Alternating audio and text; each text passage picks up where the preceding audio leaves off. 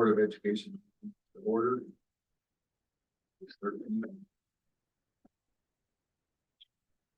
Move to approve the agenda. Thanks. Second. All those in favor?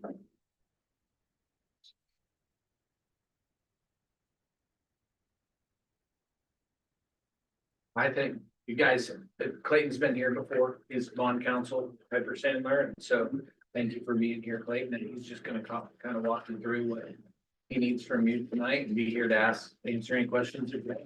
Great, thanks, Brett. So again, my name is Clayton Kelly with Piper Sandler. So we help with securing the final interest rates of your upcoming bond financing.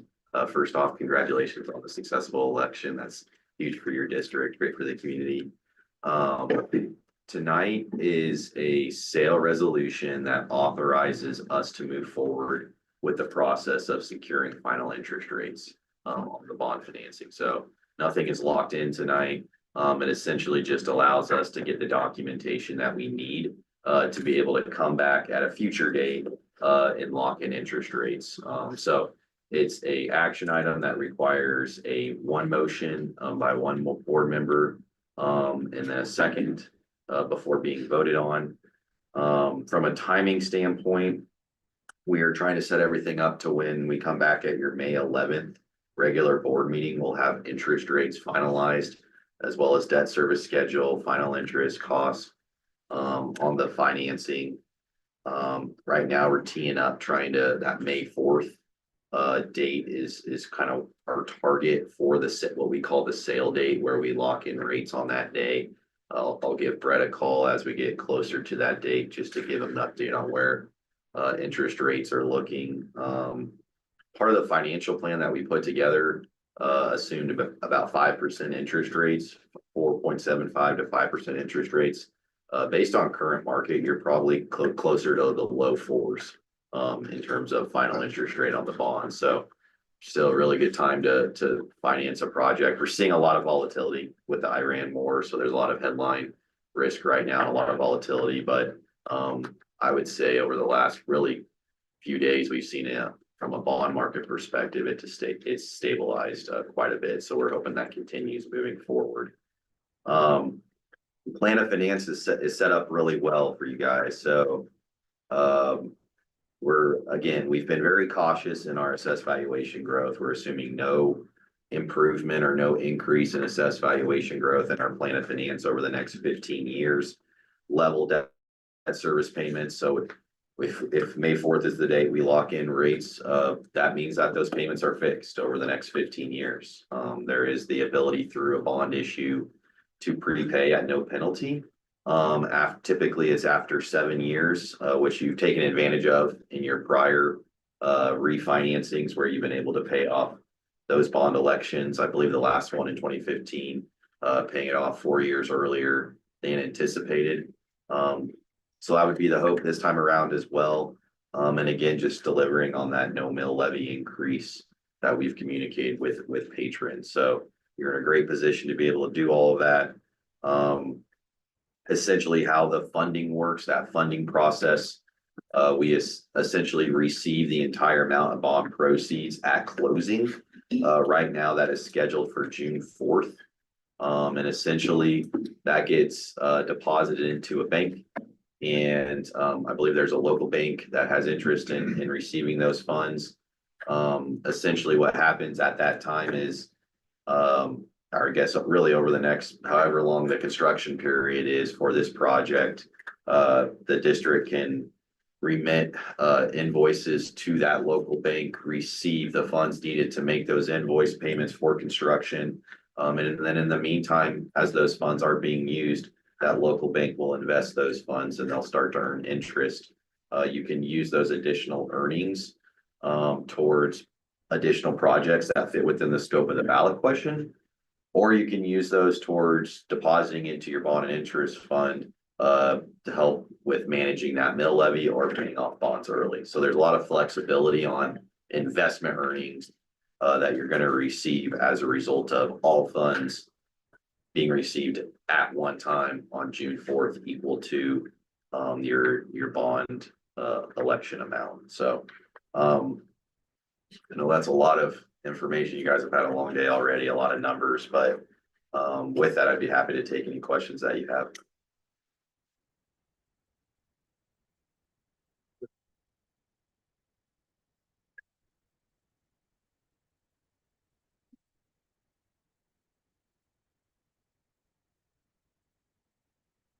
We just need a motion to adopt the resolution as worded here. Yeah, it's those like a resolution authorizing the offering for sale. It's that bold paragraph on the excerpt minutes.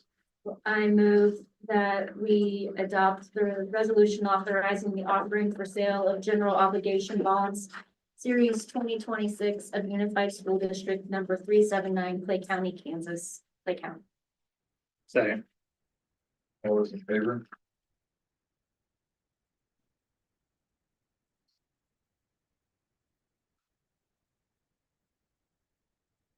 Special meeting. Thank you. Look forward to a successful sale. And then we're meeting on Wednesday, that thing we have to do on Wednesday, is that a Zoom deal? Yep, Okay. yep. So if you guys have any, you've received the discussion question for those, for that. It's- Do you need us to fill those out ahead of time? You don't have to, no. So Okay. you can just reply to that on the call. Okay. If you have any questions before that, just let me know. Okay, So, cool. Thank you. thank you. Thank you. Thanks. Drive safe. Grab some dinner. I'm good. I appreciate it though. Okay. I'm gonna, if it's okay, mute then until the We next. adjourn to meeting. Okay. I move we adjourn the meeting. All those in favor?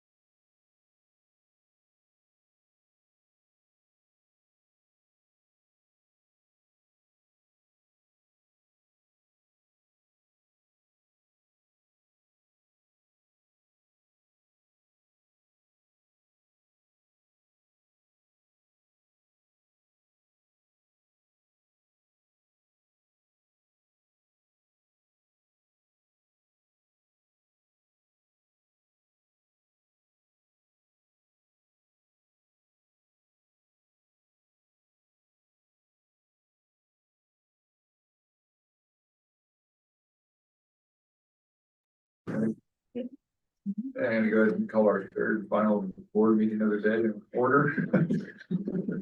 First thing we're doing is approve the agenda. Anybody have any changes or additions? I move we approve the agenda as presented. Second. All those in favor? Please.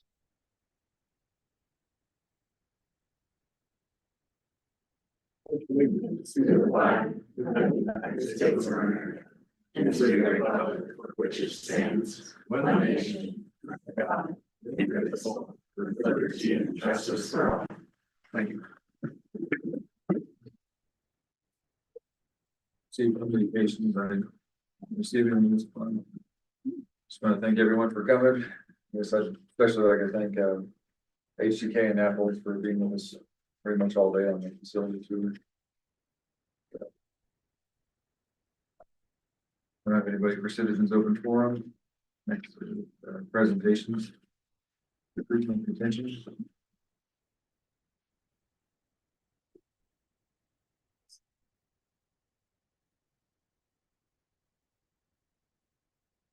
Guys, thanks so much for letting us come and take some of your time, and long time no see, good to see you all again. Thanks for coming to Lincoln today. Yeah, it sounds like you guys have obviously had a long day and have a long agenda, so we'll try to keep this as short and sweet as possible, but just to give you a yearly recap of Excellence Foundation and recruitment intention, as we pretty much have been 2 years Yeah. now. So starting with how did we get here with recruitment intention? Yeah, so we actually had our kickoff in October of 2023, which seems a lifetime ago. We met monthly then that 23-24 year and monthly 24-25 year, and this year we've met quarterly, kind of revolving around the data and the needs. And then we used the data from the 2021 and 2023 EPIC data to kind of shape our goals. We've recently gotten more EPIC data, which we kind of broke down and shared with our two teams combined, and so we're getting ready to work on some new goals. And we're gonna show that to you tonight. Excellence Foundation, we've been really blessed with both match days and then some grants that have allowed us to do a lot of good things for our staff, which we are very appreciative of. The EPIC teacher, let's go this first, our teams that we have. Yeah. So like on the next one or on this one? This one. Okay, so we have our two teams. We have recruitment and retention. We try to have a representative from each building as well as each group, like classified group. Wakefield, we've reached out just kind of a couple times, still trying to get someone. We had Isabella Warnholm with us for a long time. When she moved on, we just haven't found someone to fill that, but we have Shelley Canizzo out of Wakefield as our secretary rep. Star Myrice out of Garfield as our custodial rep. Jenna Beaver is our classified rep. And I think we have Tim Kaufman on there, right? For Yep. bus barn. So we've really kind of hit every group that we can. We also try to look at different types of teachers. So like new teachers, veteran teachers. So we're really getting kind of a good representation. And then Linda is our board rep. And real similar with the Excellence Foundation, we try to get some community members in there too, especially, different areas of what we have, both at Wakefield and at Clay Center. So the EPIC Kansas Teacher Retention Survey, we're really thankful that the board allows us to do this because it does cost money. However, we have 3 data points now of years where we've been able to get both what we're going to show you tonight is certified, but also classified. So there's 21,000 teachers in Kansas. So it's a great resource to compare us with the state of Kansas.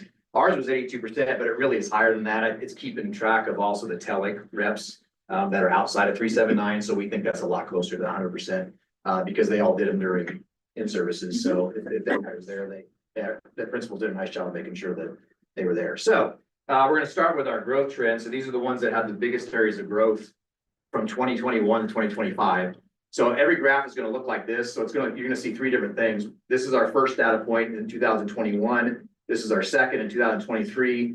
This is this fall's data. And then what's nice is they always compare the Kansas state average. So we can always view that on every single one of these. So the question's over here to the left then. So overall, the first one, am I satisfied with teaching, has gone up. It's our biggest jump from 23% in the last 4 years, the last 3 years, but then also it's 10% compared to the state average. So there's 2 different ways you can view that there, then both of them are positive. We've Then, kind of broken down then on the upcoming slides, ways that we think teachers have been more satisfied. So we kind of break that down for you. yes, yeah. So the next one is.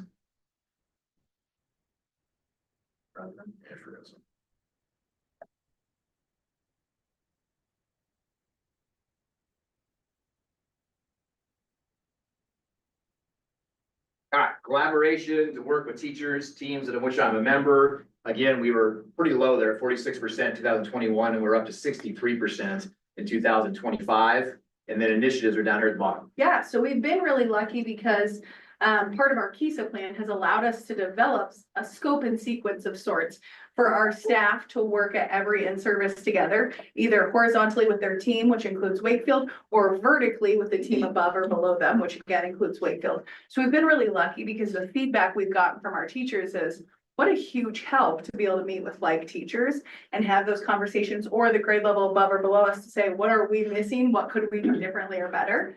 And so then for next year as well, for our KISA goal, something we're looking at is then potentially that idea of 3 hours of flex time that's spent for the Martin Luther King Day of those teams coming together again to work on their standard alignment document. We have to do this every time. This is good. How's your technology satisfaction? Yeah. We're gonna go. We're gonna get to that. We're gonna kick it faster. We're taking on 10 minutes in technology issues. This is gonna get old.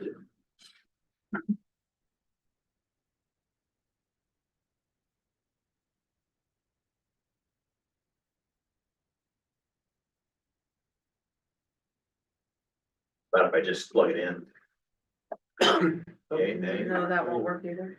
All right, the support my district has in place to handle challenging student behaviors, this is a big one, this is up 22%, and you can see we were really low. We're still not high, this is still 54%, and the other ones were up in this, up higher than that, but to come from 32% to 54% shows that we've done some things, and the district has done some things to help our teachers. Yeah, and in tribute to you guys, because I think a big part of that is personnel changes that we've allowed, both on our side and the TELEC side. So behavior interventionist at LES was introduced. We've also kind of shifted that role a little bit, and she's piloting some time at Garfield with some needs there. So 2 buildings are having that support, and then also a new position under the TELEC as well. Okay, building principal support, my principal's communication and responsiveness to my questions raised from 17% to 64% to 81%, which was a 17% increase, and then it's 4% compared to the state average. Yep, and that communication loop has been an expectation from Jacqueline and Brett given to the admin team that we take it to our DLT, we take it to our building wide meetings and our staff, and then as well as we pour that information to our site council so that that information is continuing to move. Okay, the last month I have received feedback from my principal. Again, a big jump there.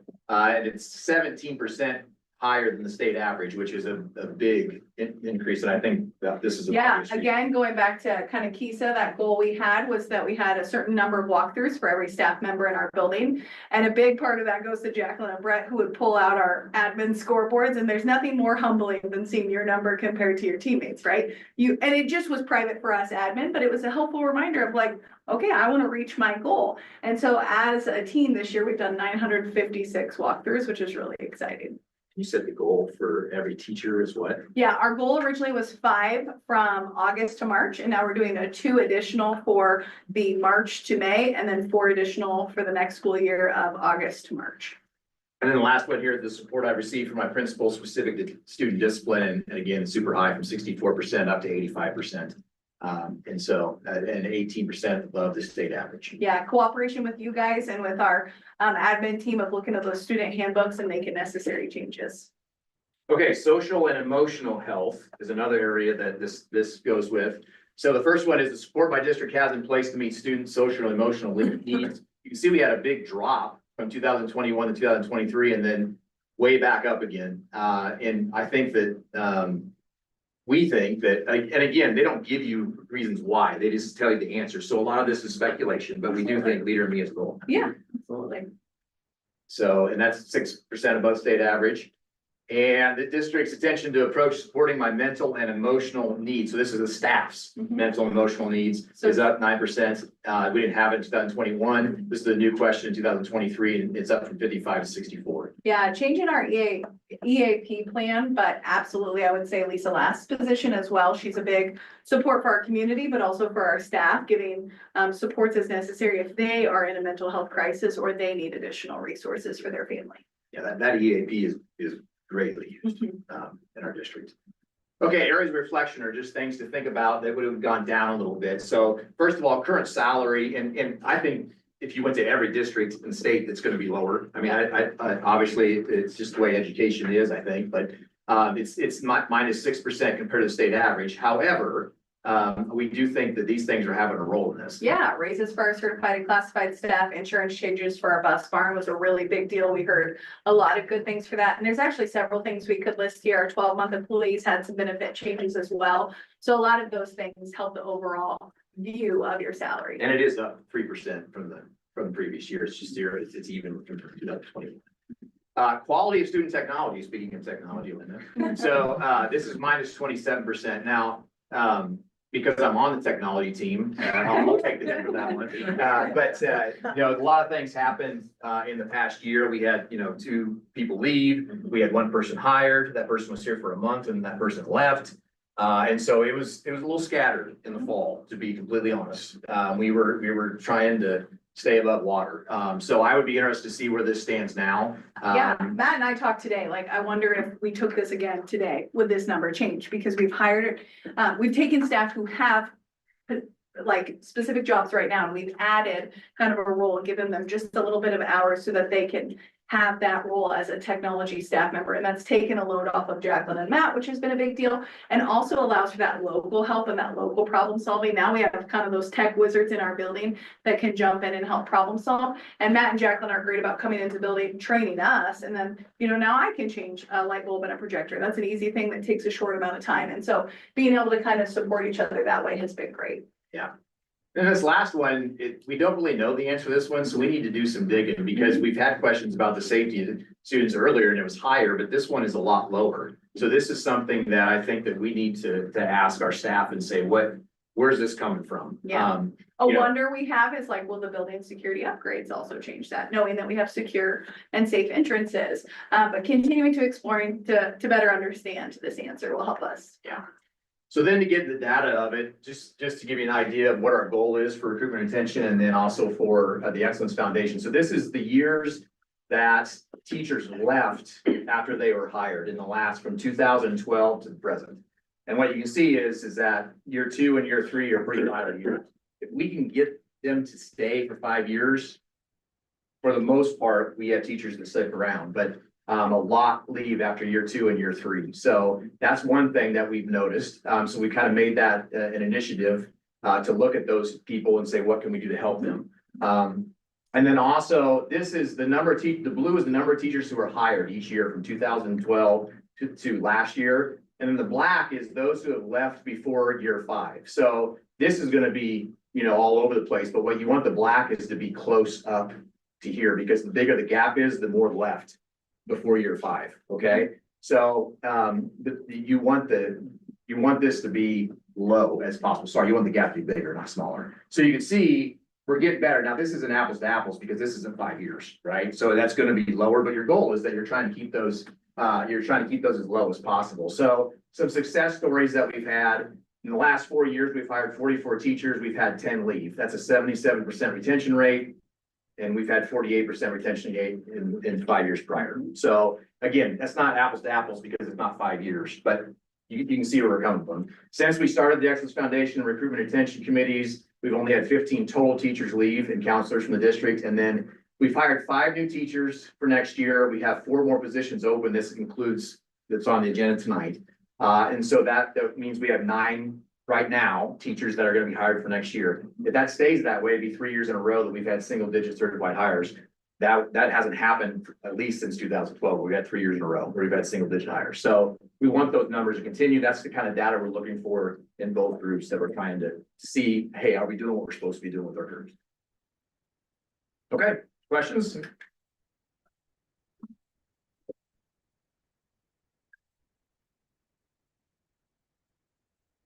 Caught you on the right day. I can't third meeting of the day, right? Well, thank you. I was just gonna say is, as you get things, whether it's quarterly or mid-year, just updating us on Oh, sure. some of that stuff, keep us in mind. So Absolutely. Do that. it's helpful. Yeah. Appreciate your work with that. Thank you, guys. We appreciate you taking time to. That's the Emporia survey. Yes. Correct, correct. And it's every 2 years. Yeah. Thank you. Thank you. Appreciate it. I'll move on to consent agenda. Anybody got any questions on the consent? I just have a comment, I know we kind of discussed it a little bit before, but with the donation given to the Wakefield track, for the track uniforms. Just 3 quick thoughts on that. One, thank you to the community who gathered together and raised the funds for that. 2, they shouldn't have had to. We should have funded it ourselves. We need to make sure that our district takes care of our own responsibilities. And 3 is, I'm kind of disappointed in our county commissioners, because when we go for after prom, they say it's equal. Whatever they do one school, they have to give the other. And if they did that in this case, per student, it'd be like $15,000 to Clay Center High School. So, but that's their, that's their That's their discussion, money, they but do everything. And that was people not involved in school that went and asked them. Parents. Exactly. And so, That's why I'm not gonna oppose it. I just say that in the future, I hope, thank you very much to the community members who felt like their only option was to go raise funds and that their only option was going to the county commissioners. I still question the legality of a tax collecting organization donating to a tax collecting organization. But we should be taking care of that. I hope in the future, we will manage that. That is an essential equipment piece for track. We have groups donate money to all kinds of stuff for uniforms and helmets and all kinds of stuff. The county commissioners don't. Well, 2 years ago, they did for a football sled. Because I also donated a football sled, then with the county commissioners, because the football sled is 20 or 25 years old. And I agree that as much of that as we can do, but we don't have control over parents going to ask the county commissioners. And that's why. And I don't think I'm they thanking should the tell them no. I am thanking the parents for taking that initiative. I hope in the So- future that we will be paying for that ourselves. Come to us. We will find that money. When we're talking uniforms, it should be our district taking care of ourselves. So, but thank you very much to the community. we used to have a 5-year plan. Every 5 years, 1 year it'd be football stuff, next year it'd be basketball stuff, next year it'd be track stuff. Next year it'd be some tennis, golf, and then when the 5th, 6th year come around, be back to football. But our coaches and our parents and our people that donate money think that we gotta have something new quicker than that. So they abandon the 5-year plan, and then all of a sudden they're doing stuff every year, and we need to get back to the 5-year plan and tell our coaches and our people that, okay, you're coming up year 4. You gotta wait till year 4.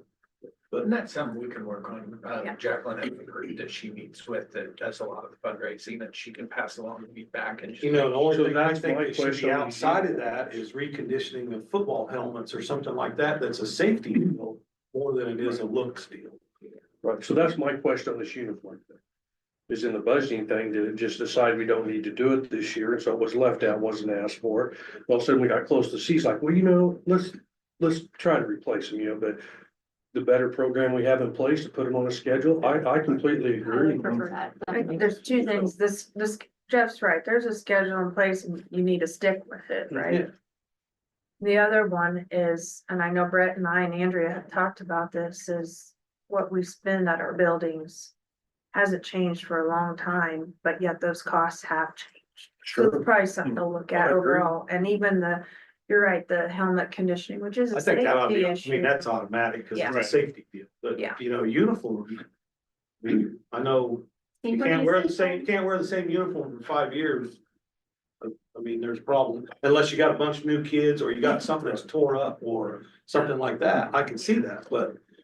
Changing colors and changing styles and changing this just because you want to, I agree. shouldn't But have. if we didn't have the right sizes and enough of the. I can see uniforms, then that. I should can see be. that. I want us to take care of our own. And I think we should encourage the parents through those different groups to approach us before they go to county commissioners and ask for money. I do think that should be a part of it, but in the end, if they want to go ask the commissioners, there's nothing we can control. And once again, the county commissioners, and I know but it's their money, they can do what they want with it. Don't, on another subject on the deal, how come we're getting charged a service fee by Union State Bank? When all the money we run through that bank? Page 17 of the bank register, It's service fee, $50. been there for. I know, but all the money we're gonna run through there, and then we're talking about putting our bond money there, and they're charging us a service fee on a monthly basis? There's very few free checking accounts. I mean, That's not my point. We're gonna run $30 million through that bank, and they're gonna charge us a service fee every month? I think somebody ought to talk to the president of the bank and say, hey, we're not gonna pay them. Another thing was, I believe, correct me on these, we cut everything on the budget 10% when we did and that included the activities and all that, right, Brett? So I agree with you. We cut them and if we want that to be done and we get a program in place, that we need to look at that funding. I agree with that. I would rather I'd rather take $50,000 and help all of that stuff than a couple of things I've seen today that I don't think need to be done. I think the coaches would be much more appreciative of that. They're doing a couple of other things, but Yeah, the 10% was building budget, CTE and athletics. yeah, because we cut all those, and so, I agree. I just, if you would, when you're in those groups, just encourage the parents to come to us first and before going to the county or city, that would, because I agree, some of that we need to do, we offer it, we need to take care of it. A question on the KSB, the membership renewal, what does that get us? I think it's written in there, but it's, a lot of resources for your board clerks and policy updates. It has the data, the board book, access to legal services, their legal team. It's been a while, hot second since I've read it. There's a lot of handbooks on there. They do job descriptions. The We use the webinars, discipline, Of the discipline. forms and handbook. Matt uses them for communication. They keep Resources too. all those documents up with current law to make sure that they're solid. So on the one bill talking on that, it says season pass, including KASB All Access 26-27. Optional. Last year, we did not do the season pass, and we have in the years past. When we sign up for, like trainings or a day-long Negotiation thing, training. things like that. Like this year, we paid $25 a person for the negotiation trainings. In the past, that's $0. That's included in the season pass.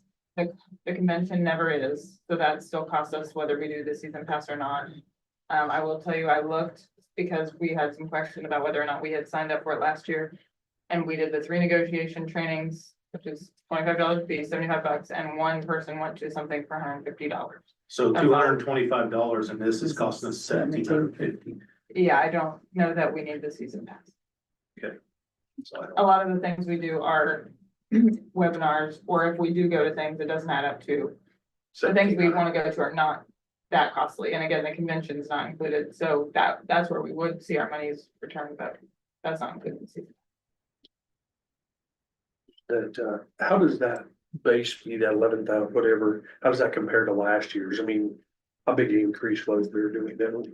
Just kind of curious.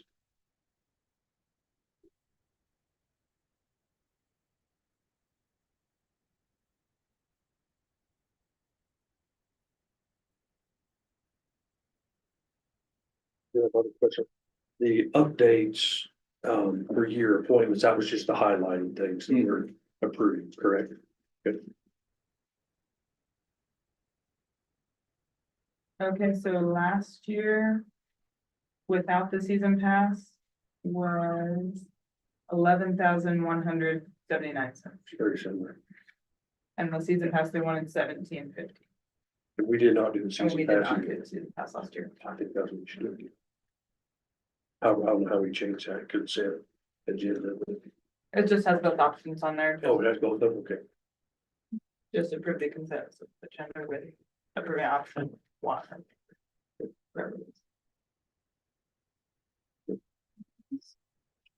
If you were If you only were interested in the legal assistance part, do you have to be a member in order to have the legal assistance? We want it. Otherwise you pay for everything if you're not. Okay, because it's two separate invoices, so those are all tied together, even though they're separate invoices.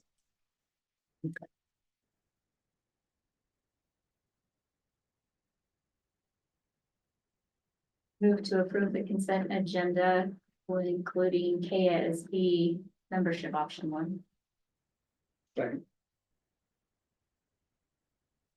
All those in favor? Vote.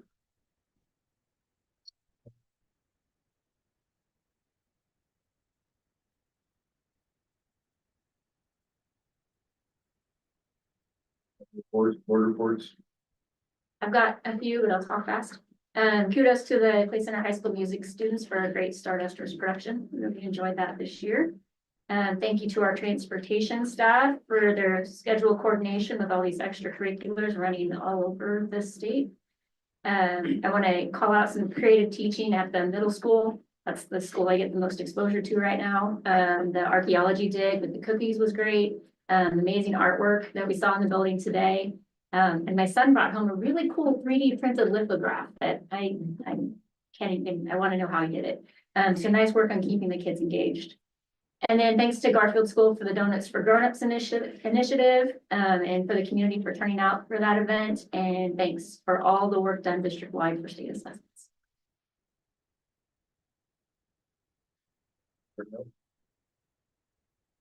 Yeah, I'd like to congratulate Marcy Schooling as the Kansas Teacher of the Year Region 1 nominee. And thank you for your dedication and work. It's very nice to see that. Well deserved.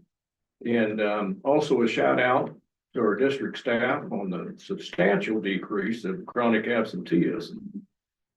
That was really impressive. And also to you,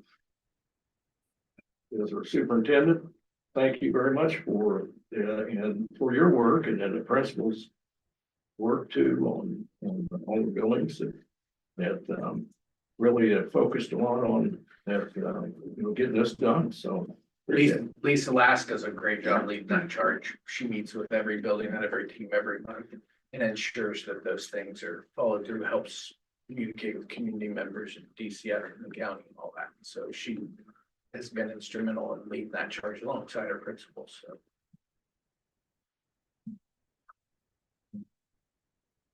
Move on to Brett's report. Yeah, so I mentioned that the city of Clay Center's reached out. They're working on writing a couple of grants for some sidewalks along 9th Street up to the community center, and they've asked if they were writing these grants, if we would, be able to somehow work together. Lots of details to figure out, but in connecting to our property along that street and the current sidewalk. They're going to work on some grants and keep following up with us if they do have any success. I did talk to Mr. Shivers and reminded him that, hey, a year from this summer, we'll be doing a lot of concrete work and stuff around the middle school, and that might be a good time to partner up and pair up. But anyhow, just wanted to share that with you and make sure you were all kind of gave the nod on, yeah, keep working with them, see what we can come up with and see if it can tie into any project. Tiger House will be published this month and to see if we have any bidders that are interested in next year's Tiger House. And so August is going to help me on this next one. So we're learning a lot. So this is Frontline, the company, to basically draw all our boundaries and count the population within those boundaries. Why we started this, we had to add the Miltonville Glasgow property to our current boundaries. So that property has to be added and mapped, and also every 10 years, you're supposed to confirm with the census data every 10 years to make sure that your boards are within 5% of each other of populations, the state statute. We hadn't, I think the last time we did it was 2002, Dusty found Well, that was the last time there was an adjustment, yeah. a change, yeah. It was 20, then, couple of clarifications that we've made. Well, first, you can see the current population. Scroll up to the next, the first page. Can you show that? And you guys can see it in your packet on the first page. We're currently not within the 5%, so we'll need to make some adjustments to those boundaries. Some clarification that we sat on a webinar, worked with them, talked with Dusty on, hey, when did they take action specifically on the city of Clay Center? Just on the map that shows on like the county's website, it just shows a one pager of the city. And so some could assume that even outside the city limits fit into those wards, but we did confirm, I think, Dusty, correct me if I'm wrong, but even though like, you can't see my cursor. Go back to this one right here, or no, that one. Sorry, thanks. So even though like the county, map shows, just a big overall 100,000 foot view, the city wards are actually only what's inside the city limits. And so that, maybe I'm just the one that was struggling to, realize that, but anyhow. And So- our district wards are reference the city wards, that's why that Thank you. is There you go. important, is it? Our ward, I mean, So like reference to those. Like the city made adjustment to one of the wards a number of years ago, and so our understanding is that is, we follow what the city does in the city of Clay Center. The challenging part now is gonna be how do we get within 5%? And so, that's the next step, is to meet with Frontline, can't remember her name, but, Anna, there you go. And they can put together a couple of options on how to meet the statute to where we're within the 5%. And so over the next few months, we can bring you an option, whatever they come up with. August and I tried to mess with it ourselves a little bit, but the software's, It's pretty complex. yeah. And so, Your numbers here. If those two wards are the city limits at Clay Center. I mean, that's the lowest population. So, But if you look at that- not more than 2,400 people in the city. If you look at that though, Well, it takes out, it Takes does out include 14. one ward. We're two fifteen is not included. twenty-four, yeah, 1524 to the northeast. It takes all Oh, that that right side, yeah. So you got But all that that. might be cause that's the biggest ward, is the purple, or the blue, Right. by 400 people. If you took some of those out. So if you took some of them out and gave them to the middle, well, the pink's gonna gain 79 from the newly acquired land, That's true. I assume. yeah, like I Is this said, just ours, or do we have to work with the city and county This commissioners? is just our areas. So our wards would be different in elections than what theirs is. it could be if we change the current lines. Yes, that's the dilemma. Right And- now, we follow the ward. Right. If we don't follow the wards, is that too confusing about where the cut is for the board member position? So is it worth checking out when they bring us back these solutions to visit with the city council, county commissioners and see if they would be in line and adjusted with the population?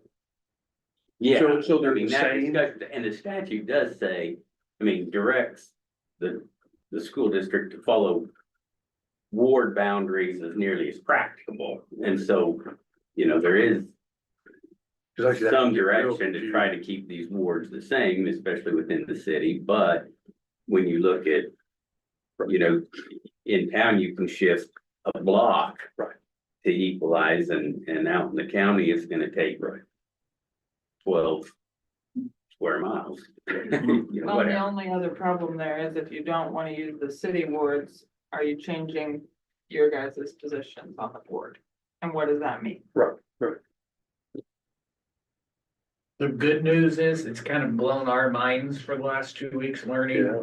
this and where we are and what you could do and not do and what it follows. And so the good news is we have plenty of time. Correct. We don't have to make any quick decisions. I think we have until 90 days before the next election isn't that what the law? You can't Yeah, change yeah, anything you can't within change like it within 90 days of. Right. So we have some time, it's just, and I originally thought, man, that's really expensive to pay for this company to go map your district, but. We don't have a digitized map, it's literally hand-drawn markers. Yeah.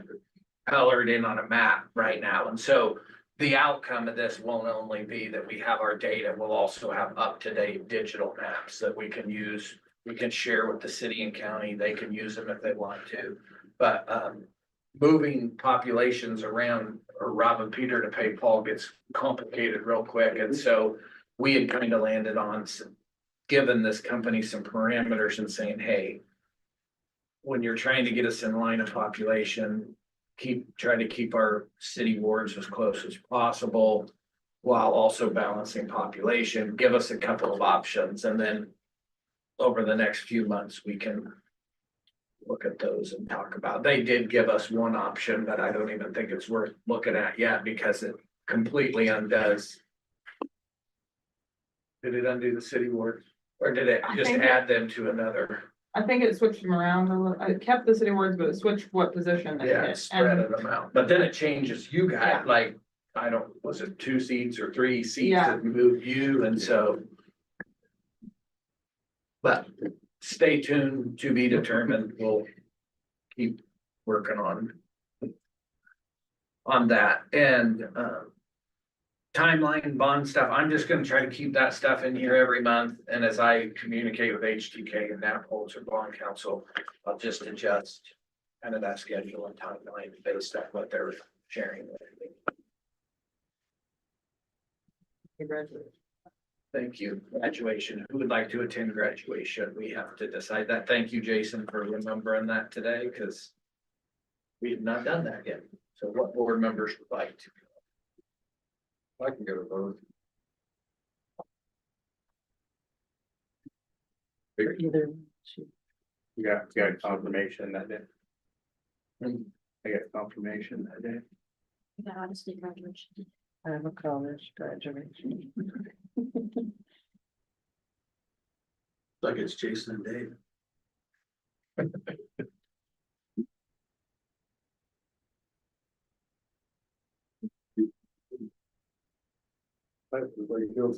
I've got something, Brett, but I'll try to move it. 9 and 11. 9 and 11. Oh, that's even better. I'll work on moving it. You be done by noon?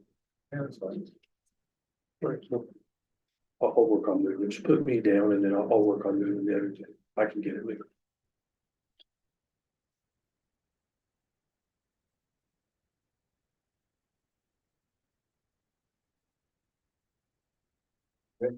Yeah.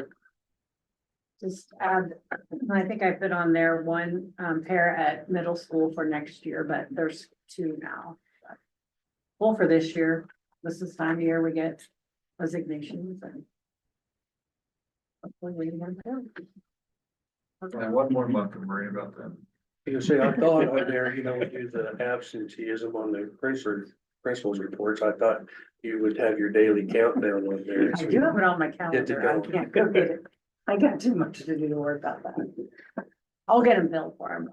We are interviewing for the assistant director. This Friday? No. Yes. Yes, this Friday.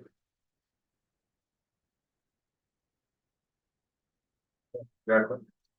Okay, I want to talk about the KISA stuff. Next month, we will be sharing the 2025 state assessments, and it's kind of timely because they're doing their ones right now, so we're inviting each building to come and share what they did with having the 2025 results given to them in the fall, what they've done this school year. In preparation, so we will have them come next month. As far as summer learning goes, our Lincoln and Garfield numbers last year were at 36, we're at 45 for the summer, and Wakefield was 21, and they're still at 21 for this year. So the Lincoln and Garfield is paid with federal funds, the grant first. If we need any extra, I will use title for that. And Wakefield is out of that at-risk funds, which you guys had allocated for this year. Which kind of leads right into the grant. The grant was submitted for Lincoln, Garfield, and Wakefield. we will. Um, we could know in May if we're not getting it. And more June, July if we have that chance.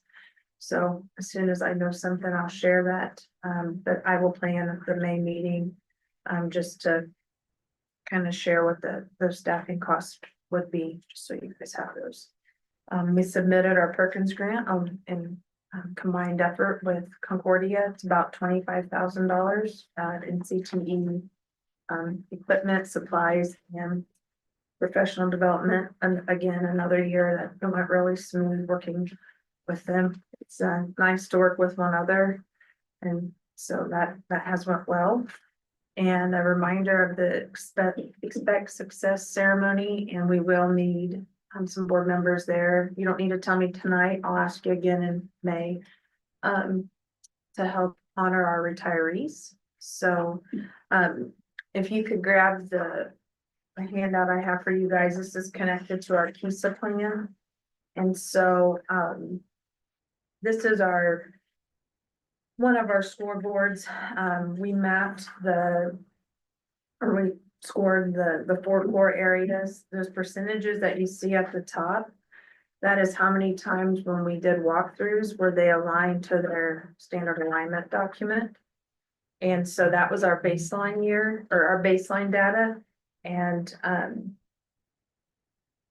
what's not included is what Steph referenced, the scoreboard. We do show everybody and how many walkthroughs they've done, and they're all a little competitive. So it's it'll get put up there again on Wednesday. So but we don't share that one outside of our admin meetings. But for this data, there was 847 walkthroughs done. That number Steph gave tonight, that's what we've done since we're at 9:56. So that's from March 9th until now. There's been another 100 walkthroughs done. So but the little bit of a challenge there begins. So no, the walkthroughs have been great, and the principals and I really work on reading that standard alignment document before we go in, knowing what we're looking for, having those conversations and that calibration. So that has been good. So using that baseline data, we also, the next page, it looks like a web. The red one is where our DLT rated ourselves in 24-25, and the blue is where we rated this last March, so in 25-26. So you can see it started to spread out, which is what we want. We all score ourselves and then share out, and we have to come to a consensus as a group. And so that was moving forward, good to see. And then the last page, we call this our big rocks document. And this is what our 6-month and 12-month targets are. So under standard alignment, our first structure is professional collaboration. So our 6-month target is that teachers will use 3 hours of their flex time towards their standard alignment document. This goes back to that piece Steph and Matt were talking about the teachers having time to collaborate and work together. And then our 12-month target is that we will provide at least 1 hour during our quarterly professional development towards that time together. On the part 2, the educator evaluation part, we will do 2 walkthroughs per teacher, March through May, and then 4 August through March. So they'll have a total of 6. If we have a teacher, let's say we have one that is not going to be with us next year, they still will have the 2, and then the new teacher will have the 4. That comes from the first weeks, so, or first part, August through March. Any questions or? What's your goal for when they do the walkthrough that they're talking about? I always talk about 80-20. I know Google uses that in their workplace. That 20% gives a little bit of flexibility to either little head, little, catching back up. It might be, a great example is, we have an opportunity to make lunch placemats for the nursing home and do a community service project. Or, we've had a sub and we need to be catching up. It gives that little bit of human, things that maybe need to happen. But we definitely think we need to be reaching for at least 80%. We could end up saying we want a little more than that, but I think 80 is definitely where our goal should be, so. And I think this 2 walkthroughs for our principals, this is the time of year where it's easy to not do a walkthrough.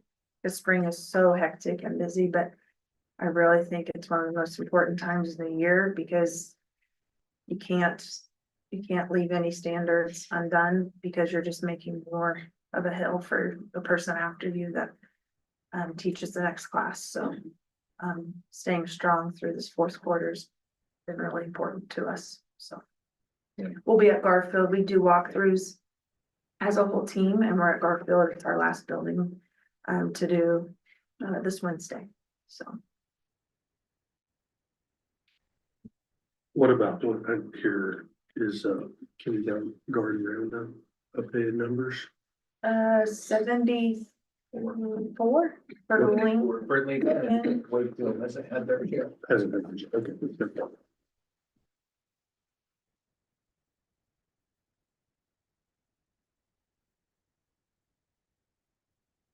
Fund discussion. Versus capital outlay update. Yeah, this is just second read from last month, and then it sounded like today at our first meeting that maybe a little digestion time, a little time for me to work and to collect your papers at some point when you're ready. If you could just drop those by the office so that we can tabulate all the information that you put down and kind of get a summary report.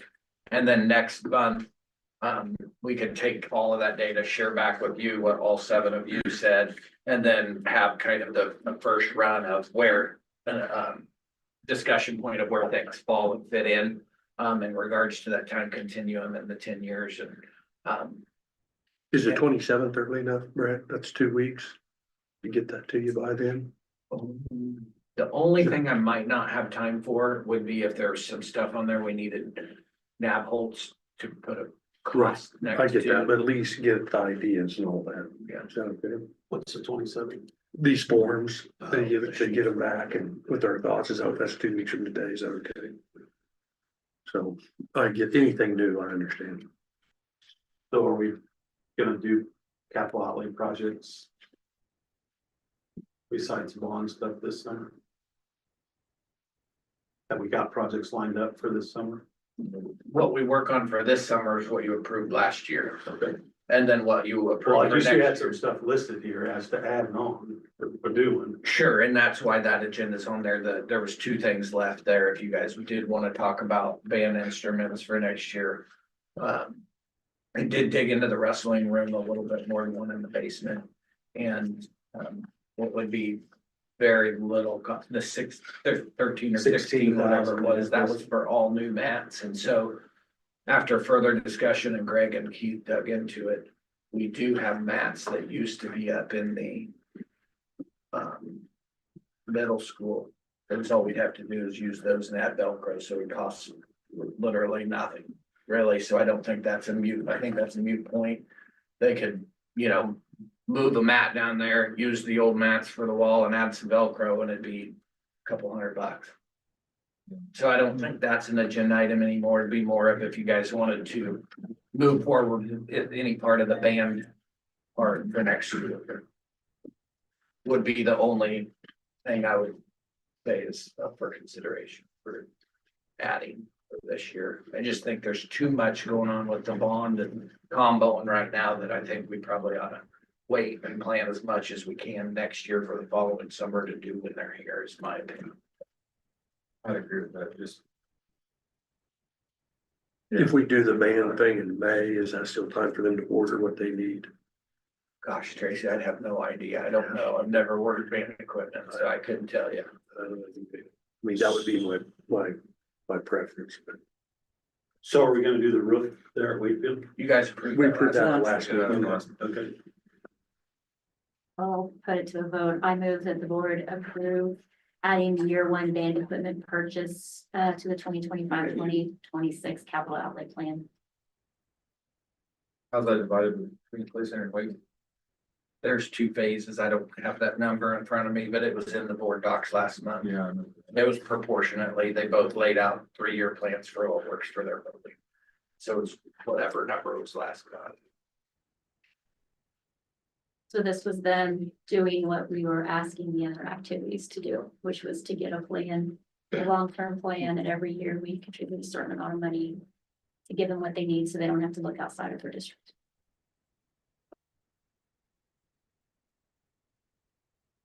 I still think they need to come up with a better long-term plan. Yeah, we can work on that with our. I mean, I get this as a 3 to get us corrected right now, but I think we need just from uniforms, everything, a long-term plan on those activities on how to take care of myself. Like I say, if it's been 5 in the past, then that's what we need to do. Well, yeah, and you can put. You don't have to just put football on your, put basketball on your, you could put. Whatever, if it's any extracurricular activity that needs. Some kind of whatever, no, And I don't want put it on. to throw anyone under the bus, but we do have schedules for all of those things. Yeah. Some of these things just happen organically without asking some questions first. And so I do feel very strongly that we have good systems in place. And it's just a communication thing going forward to make sure that we communicate that and that we do have those things in place. So, we live in a different time. yeah. So maybe If we there's a could, parent who decides that, why don't, Why they don't need new uniforms, then why don't you clarify what edited information you need for May so that we don't have to put it off another month for the band? Like what do you guys need? I mean, I did make the motion, so I'm asking if you guys don't want to approve it, can you let them know what information you do need so that you can discuss it in May? I just think. I just personally think we should do the whole, just be done with it. We've got contingency reserve and we've got $1.4 million in our capital outlay. We can't afford $75,000 for band equipment. We're in trouble. And Jeff, how many, I mean, you've been on the board longer than I have, but I think. That's probably the first time I think this is the second time we bought band equipment In 30 years. Yeah. So I have no not- problem with paying for it all tonight, but my thing is going forward. going forward, we have need a something in plan. place. Sure. Because, you know, we're living on a 3-year average right now. Yeah, I agree. And all that money is gonna go down. We do have the money to do it now, and so we should, but in the future, we need to get these plans in place so we don't get hit with an $80,000 bill. I agree. All of a sudden, everything's so bad. That's what I want, but And I I have no think, problem with that. We have the money. and I think the band thing, they did it the right way. They presented it as a 3-year deal, but you know. We need to go to our coaches and our extracurricular activity people and say, hey. We're just not gonna do that. We're not gonna do that. You need to come up with a plan. And between athletic directors and principals and whoever, they need to make a plan. And And then I like think, Tracy says, we're living on a 3-year average. Yeah. So, is you know, the- and I know a capital outlays additional mills on top of that, but we're still living on a 3-year average. we're a year off of having to cut $400,000 in expenses, and Yeah. and so this 3-year average really saved our tail end here a little bit. And so the more we can plan ahead, the easier that's gonna be. The other thing, though, I wouldn't, that'd be part of the motion, but is that there is a market there to some people for some of that old instruments and that, and what we're not gonna use, we need to sell it and get what we can and put it back in their account. Yeah, put it in Purple Wave. Yeah, Probably. yeah, put it back in their account, because there is a market for that Oh, yeah, old stuff. yeah. Is that what we do with that disposal? Most everything we use Yeah. Purple Wave. I don't know if band is Purple Wave or not, but something. We, So- the last, Well, that Randy was Milligan, orchestra equipment, some guy. it was, because that stuff was specialized and to maximize that, they went through, And you can do an equipment, we've done that with things, do an equipment list, Yeah. put it together and then put out an RFP, say, hey, it's open for a month and send it to all the band places and say. It'd be a shame for it to just go to some shelter or Right. storage thing somewhere and you know, so, cause I know it's in bad shape, but there are people who What about want that budget? stuff, you know? So I think we should redo the motion to knock it out. I went back to the last month, it's $72,187, so should we do? That's for the Clay Center High And then School. another And then you have- 20. Wakefield, Which is $13,700. It was like 85,000, So what's the actual amount? that Not to you're exceed looking 85,000 not to exceed 85,000. out of, I don't know, capital outlay. for? We have the capital Capital- outlay. Can we do it out of capital outlay? Yeah, let's do it. So I amend the motion to change, the band equipment replacement value, not to exceed 85,000. Second. all those in favor?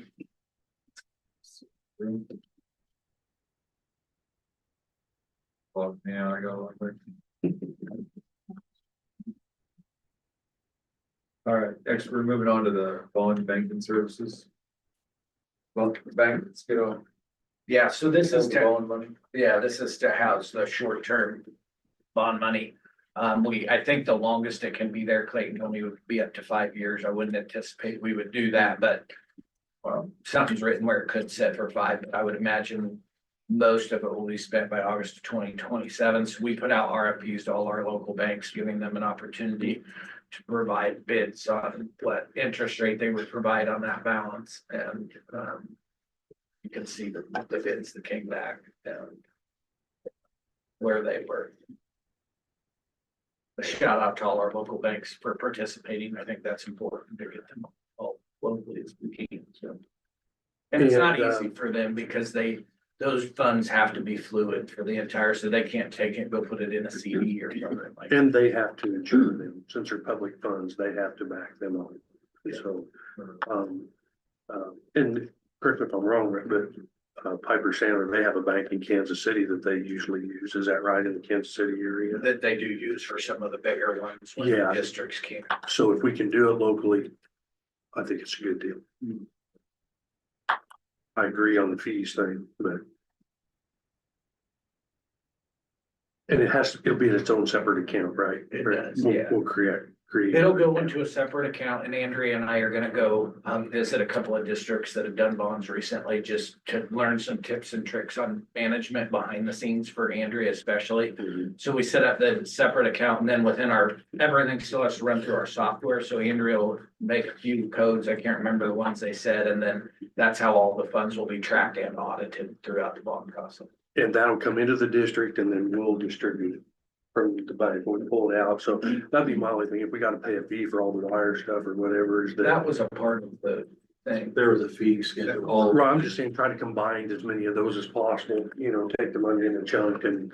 And the one that we were talking, the wire transfer fees, which I've never actually done a wire since I've been here. We've never had to use it because we're usually effective with our ACH files and that's free.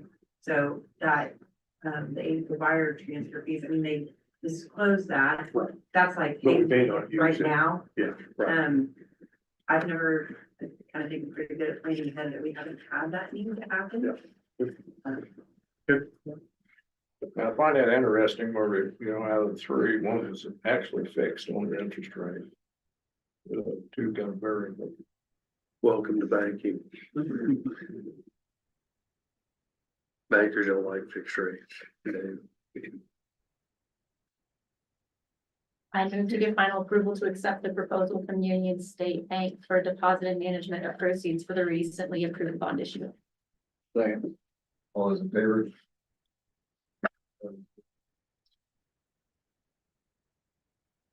Let's move on to HVAC preventative maintenance.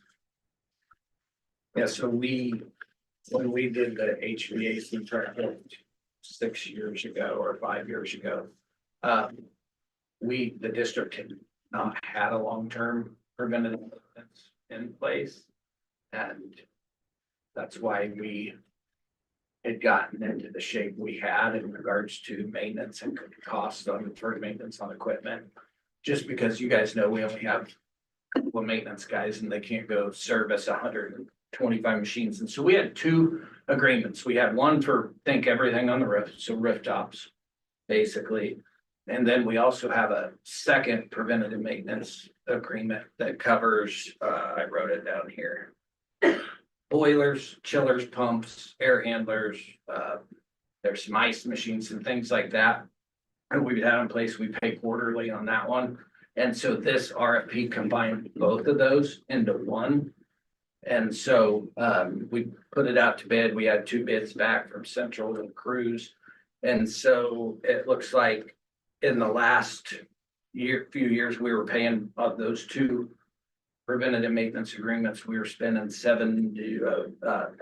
about $2,000 difference overall.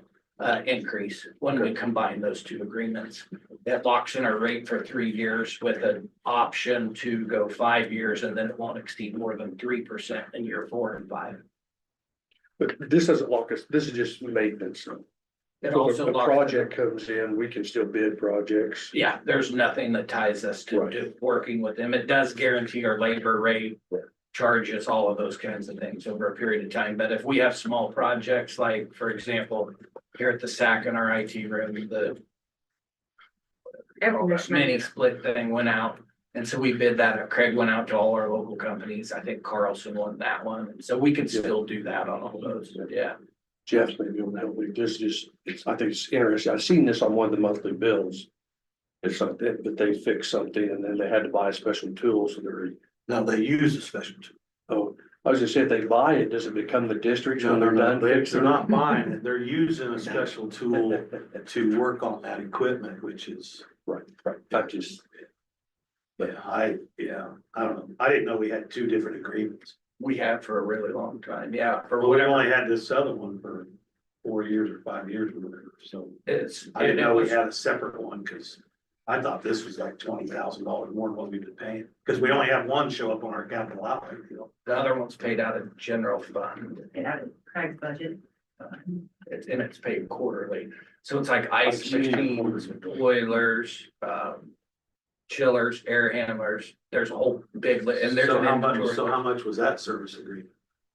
Yearly, per quarter, 13,200 $13,250 a year for the full year, for the full year, so for 4 quarters. 3,312. yeah, I'd seen it come through, 3,000. Well, I'm just saying, cause the maintenance agreement on our capital outlay for the heating units is 54,000 right now. So if you add 13 to it, I think it's 59. well, then it's going up.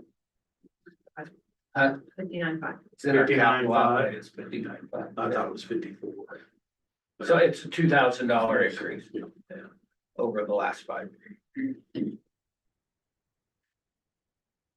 Shanna, you're not gonna speak up? Who's supposed to clean that register? in the Yes, district gym? yes, Well, exactly. Who cleans the register? What did you call that? that's a return Return air, air. probably a filter behind it, but who's supposed to clean it? Yes. Are we supposed to clean it? We'd Is the like to know- maintenance agreement supposed to? We would like to It's know not who in our cleans that. maintenance contract. They do the actual unit, the condensers and the filters in the inside registers. That's us summer cleaning. Is, yeah, So look at August. okay.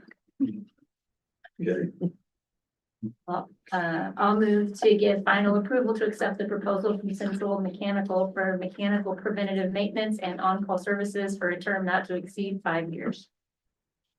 Second. All those in favor? Next, we'll move on to new cell phone policies. Yeah, so there's kind of 2 things here and it gets complex really quick. And so I'll just kind of try to start with my initial thoughts. So why is because the legislation passed a new law or 2 it's one new law with 2 things in it that impact us. One is use of cell phones in schools and the other is a law regarding restricted use of social media to communicate. And so I'll start with cell phones. Maybe I'll start with social media. That one might be a little easier right now and we don't have to make a decision on that anytime soon because it's not going to be housed, I don't think, at this point in the handbook. If it does, we can amend the handbook. But essentially, the law governs the manner in which the school staff can communicate with students and families. And so there's a lot of interpretation because we are a KSB member district. We got a copy of their guidance on the new law. and their legal interpretation. So only member, by the way, that's another benefit of KSB. We get their legal guidance for free. We pay for their legal guidance to do these early indications so that we can plan and prepare. And so kind of the weird one with that one is interpreting what is and what isn't social media. For example, we utilize Sports U in a lot of our middle schools and high schools to communicate with kids and with staff. Early indications are that would not be allowable anymore. Maybe you've heard of Remind, or there's a handful of other ones that early, Dojo is a elementary. but there's several indications that may not meet the intent of the law for a few different reasons. I think this is gonna change in the next few months as it gets interpreted more and differently. My current level of understanding would be that we would, in order to meet the intent of the law, we would have to name one tool that we use district-wide, and it would need to be managed. The supervisor or the principal needs to see all the communication at any time they want. The parent has to see, there's lots of things. There's some indications that it would need to be tied to our student information system. And I don't want to go too deep in the weeds yet, but anything that was tied to our student information system is going to cost money, and it would be fairly pricey. Our hope is that maybe with a few tweaks, and I'm just going to use Sports U because that's one that we use now, that maybe if there's some settings or there's some adaptations to where maybe you could have one big district account and then add users under it, and then that there were some settings to ensure that it was managed, that it might be allowable. But that's why I think we probably ought to just let some of these other districts go figure some of these things out first and not spend a lot of man hours on figuring out what is and what isn't, and shoot for June or July to start making some of those decisions. So I think for the purpose of my lack of information and guidance that I've received would be to set that aside for a bit and let a few of these other folks sift through what does count, what doesn't. Cell phones, why would this one, neither one have to be fully implemented until September 1st of next year. However, cell phone use in schools would need to be housed in our student handbook so it can fall under our discipline. Why do we need to move that up? Several of our schools publish their student handbooks in their agendas that have to be printed by. You need them approved by the May board meeting, so by end of May, they hit the companies that are printing them, so they arrive by August. And so that there's one barrier there. Did you guys all have an opportunity to glance through KSB's kind of early guidance document on it? This thing here on that social media thing says that we need to. It says the publication of the statute is July 1 of the year it's adopted. Therefore, the superintendent should recommend that the board should approve any platform that they wish to use by July 1 of 2026. And is where I'm getting at. There's differing opinions on that because the law says September 1st. Like in the law they passed. They did, and I'm sure Yeah, KSB right said here. that because I'm thinking whatever you tie to your SIS system, I need all of July to make that work, so you're ready to go by August, which is day one of school, is probably what KSB is looking at, so. Probably buying everybody like too. Yeah. I guess. Yeah. But on the cell phone one, the piece that's making it a little bit tricky and gray is it does say that the phone must be inaccessible from bell to bell. And so the definition of inaccessible is interpreted a little bit differently. For example, some districts are early on said, well, we'll just have them put them in their locker room. Well, the interpretation is that that's still accessible by the student, so that wouldn't count. And so the real question is, how do you make it inaccessible? We visited at length as an admin team about what that looks like and what that means. I think for high school students, it gets a little easier no matter what we decide, because if they drive, they can just leave it in their car, and the current understanding is that counts as being inaccessible. That doesn't fix all issues for your non-drivers, your middle school students that are traveling to and from sports, walking home, those kinds of things. And so how do you, I'll just toss out some of the things we've talked about. You could have a central collection system where you had an office or a room to where they turned them in, but who's gonna man that? Who's gonna manage 350 cell phones and watches all in a room and passing them out and collecting them? And I mean, that gets complicated. Some districts have talked about, like in a homeroom, they come in the morning and put them in some kind of location in their room. They're there for the duration of the day, and at the end of the day, they pick them up. Well, if they're not locked up, if they're just out in the open, how many of them are gonna be beeping and buzzing during the day? Who's gonna make sure that something doesn't get stolen off of that wall in their room if their door gets unlocked? You know, lots of different things. I think elementary gets a little easier. We talked about even like, we have some old technology carts that lock. If you had a cart in a room that the kids could put them in the morning, lock it, and then come and get them every day. But again, you still have staff managing the pickup and drop off of those. On who's taking what, who's putting what in. Oh, I put mine in and it's not there any longer. All of the things that could happen with that. They'd be inaccessible, but again, that puts a lot of onus and responsibility on the staff member to manage that. And I think,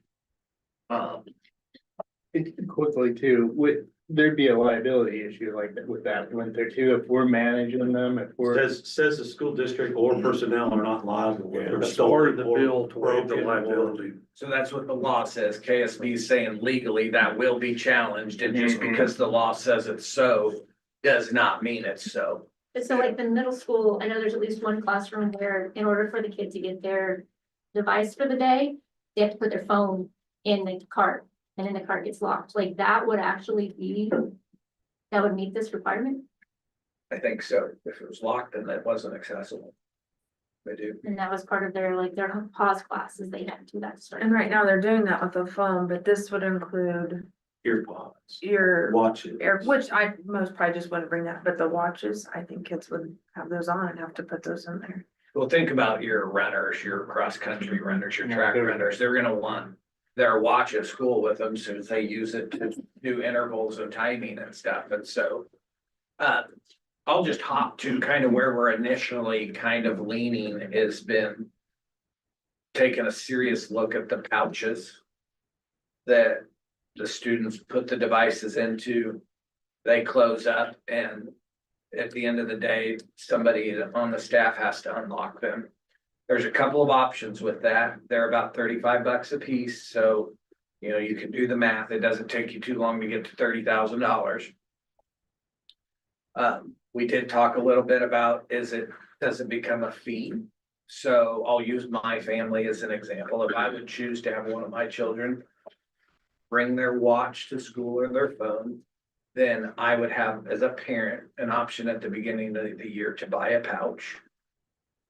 And then I buy a pouch, and that pouch is for my kids, and that's my kid's responsibility to have that pouch. When he gets to school, he or she has to put his stuff in it. It locks, magnetizes, and that also, if it inadvertently gets left on, they don't get signals when they're in there. And one version, the $35 version, they don't get access. And then we could translate that fee to the parent. If the kid loses their pouch, their parent has to buy them another pouch. Now, some might say, well, that's not fair that we have to pay. Well, I think it's, if you want your child to have the ability to bring their device to school, then it's up to you to pay for the storage, secure storage of said device. Then you get into, do kids with waivers qualify, you know, all those kinds of things we'd have to talk about. But initial one we put up there was no waivers accepted, Yeah. but that's. And so up to we- you guys. Did you guys have a chance to read? Well, you- No, cause they were on tour when I added this and. Oh, would you put it up there? That's all you had. And I'm So, guessing, like anybody that needs it to monitor their blood sugars or seizures or that sort of thing, they They need would to, get There's a thing in the bill. We need for- it, we there's, need to write. It'll be in the, have to be Not in we, the IEP. that's a corporate we. Here's what we, You have to be in the IEP. it says students with documented medical health needs may be granted an exception through an IEP or section 504 plan. Any approved use will be clearly defined, appropriately monitored, and require proper authorization. Exceptions will be granted only when the district provided technology device does not adequately meet the student's health related needs. So like, we cannot provide what, for like diabetes or whatever's going on. But I have translation devices. I have iPads for that. I don't need that in here. Does that make sense? So, so our thought was, can we write language for a handbook that doesn't say we're using this pouch or this device, but it just says they're gonna be locked up and inaccessible. And then that gives us plenty of time to talk about pouches and if we want fees or not fees, but, so I don't know. So basically it says, oh, where's the policy? go back to there. So basically, we're gonna meet the letter of the law. They're gonna be inaccessible to students during the entire school day, including during school-sponsored field trips and transportation to and from those field trips. Inaccessible means the device cannot be accessible during the school day, and we've changed this probably 5 or 6 or 10 times even in the last few weeks, but trying to be general but still explicit. And so, so families and students have 2 options to meet the expectation. Don't bring your device to school. Then you don't have any problems. If you don't want to do that, that's a choice. Number 2, if you do bring a device, it is necessary, students must place it in the school provided secure storage system. That could be a cart, that could be a lockbox, whatever meets the definition. If we end up doing the bags, it could be a bag. Devices will be accessible at the end of the school day or upon dismissal. Staff will be able to unlock the storage system in the event there is a crisis or emergency in the district. The school is not responsible for lost, stolen, damaged personal devices. And then we defined our disciplinary consequences, and then you have the exemption or the And exceptions, this was obviously. the locker room, you guys already had this in there, so we left it in there. But then on the options to We also had a consider, part in there where they can use their phones going to and from extracurricular activities, right? right, so it's just not in there. It Right. just protects Right. thought about. I mean, the state's not taking that away. I mean, everything I read, they can still do. And I think that's the thing, now that Tracy mentions that, do we need to have a line in our thing that says. Basically, when I leave for 1 o'clock at track, the staff can unlock my phone and I can take it with If me you're on my not going back watch. to school, yeah. I did put in this one I uploaded today, KSB defined what a student personal electronic communication device is, and so, gave a whole list, anything that, provides voice, text, or video communication between 2 or more parties, but not limited to mobile or cellular phone, tablet, computer, watch, wireless headphones, earbuds, text messaging, blah, blah, blah. But the other part is that it's not owned by or issued by the district. So they did provide that as well. So if they leave them in vehicles, it's all good. That is our current understanding. I mean, because we can't say, because we shouldn't be letting them go their vehicles anyway, unless they're gonna go. So And here's what- I think that should be encouraged, just say, leave them in your vehicles.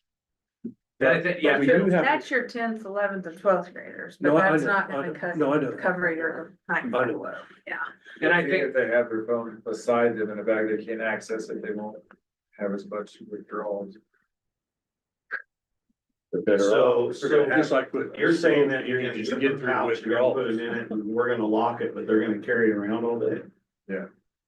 it can't get a signal from the bag and they can't unlock it.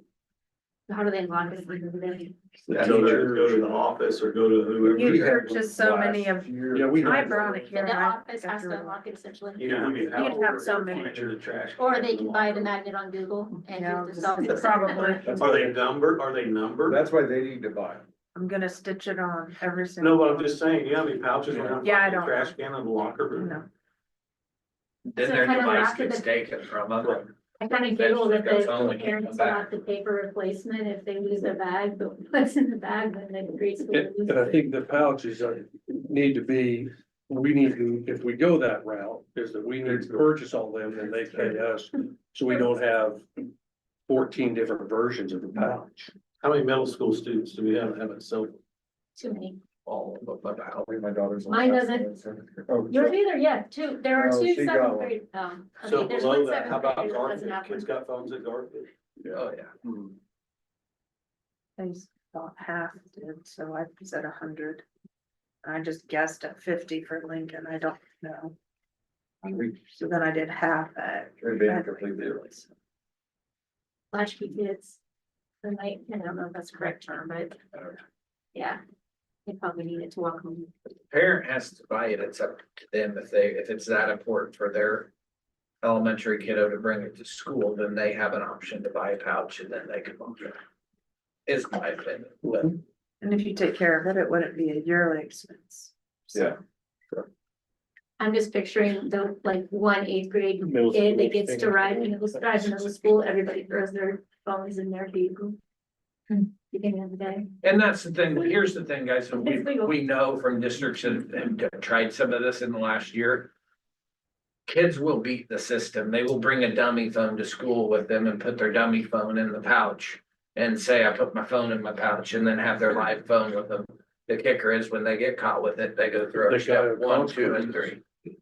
But Has to be. Beloit, when we were talking about the pouches a year ago, when we did that, is Beloit had done the pouches. If you check back with them and see specifically with them, Brett, and see how they've gotten along, One of their unlocking devices to unlock the pouches is right outside the main door. That I do know. I went to one of the activities.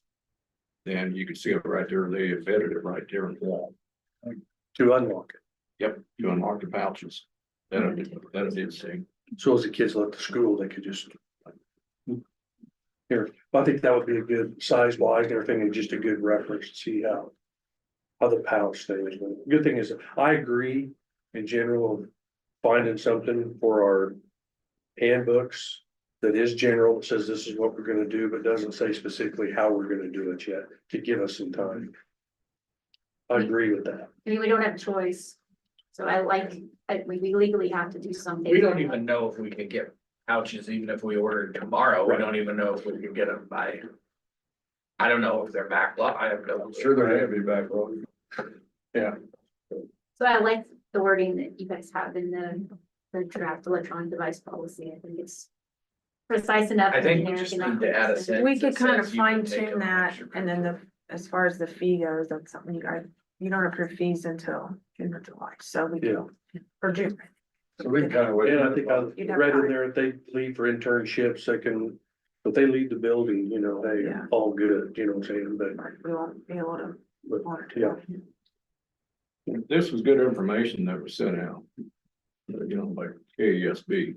On that, I went through it thoroughly on the pros and cons. And I noticed in 3 separate instances on the paragraph. They said, this option is only compliant if properly enforced by staff.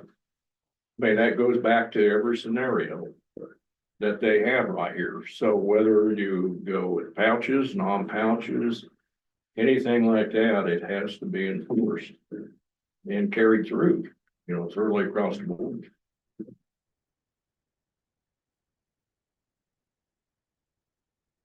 We wait a month to decide. Yeah, I For think, sure, yeah, on the I think we lower have to grades. May. And then the policy, that's current recommendation to change board policy. As we move forward, so please read through that, we'd look to approve that probably. Sometime between now and July, I would imagine.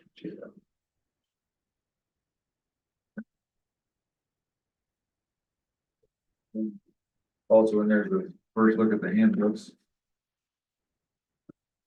Those for next month. Is that the only big change in the handbooks? There's very minor Let's stuff. go. Still. Yeah, nothing. First sharing. Okay, next we'll move on to food service.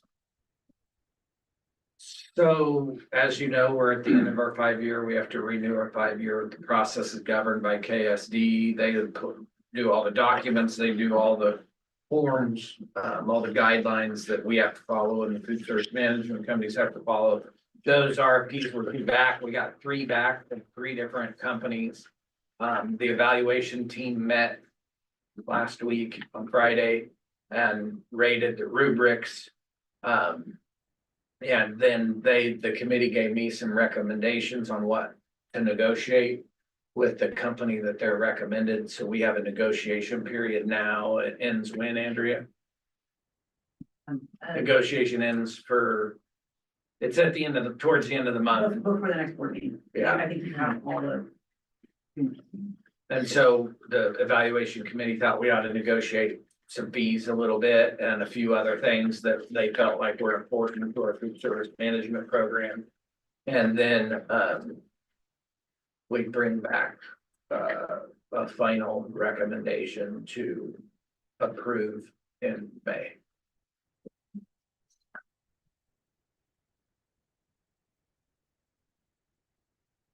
Tracy, who's your board rep on the evaluation committee? Very well done, and we're in a lot better place than where we were before, and so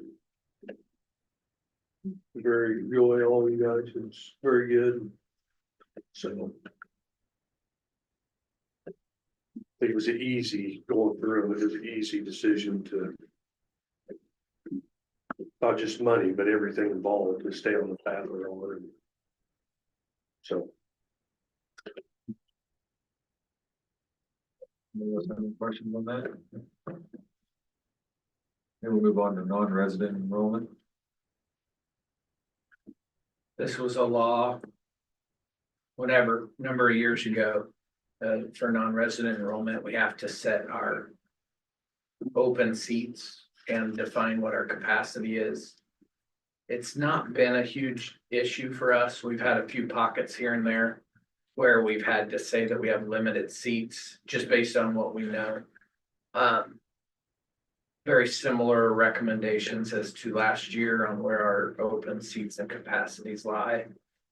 It does get tricky because it just still blows my mind that we set our capacity before we even know what our new enrollment is, but only one person, but anyhow, that's how the law reads. And so if we're worried at all, we do knock that open seat number down just a smidge, just so we don't inadvertently kick out a resident student or inflate our numbers. Not because a resident student wouldn't gain enrollment, but our numbers could climb too high. And the thing is, the statute says we have to notify non-resident families of their enrollment in the summer, and we don't finish all of our internal enrollment until the end of July. So it does make it a little tricky, but just know that behind the scenes, we watch those numbers really carefully, and before our principals and admin team, and then August will ultimately sends a letter to the families. Before we do all that, we check our numbers very closely, and if we're getting close to what our capacity is with internal students, we will not accept those non-resident students. And that's a gray area because technically you're showing capacity. But why, if you only have one seat left to get to a good number of the classroom, you would want to leave that open for a resident student, not a non-resident. It doesn't happen very often, but there are a few pockets. I made a mistake on the open seats. I used a class size of 23 instead of 25 on grades 3 and 4 at Wakefield. So you guys see where the 13 is right here? That should be 15. And this 3 should be 5. So we can change that because we have not posted this because we can't post it till you approve it. When does it have to be approved? This board meeting. The April board meeting. Yes. And Brett and I've talked about this, not, looking at that 2 and 3, can this be together, but I guess I'm hoping we get some. More I'd kids. love some Milford kids in there to just keep them both separate, to be honest, so.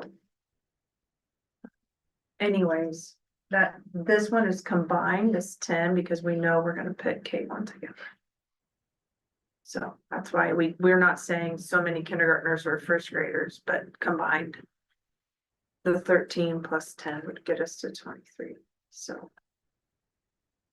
Whoever makes the motion, adjust the. Third grade to 15 and fourth grade to 5. For down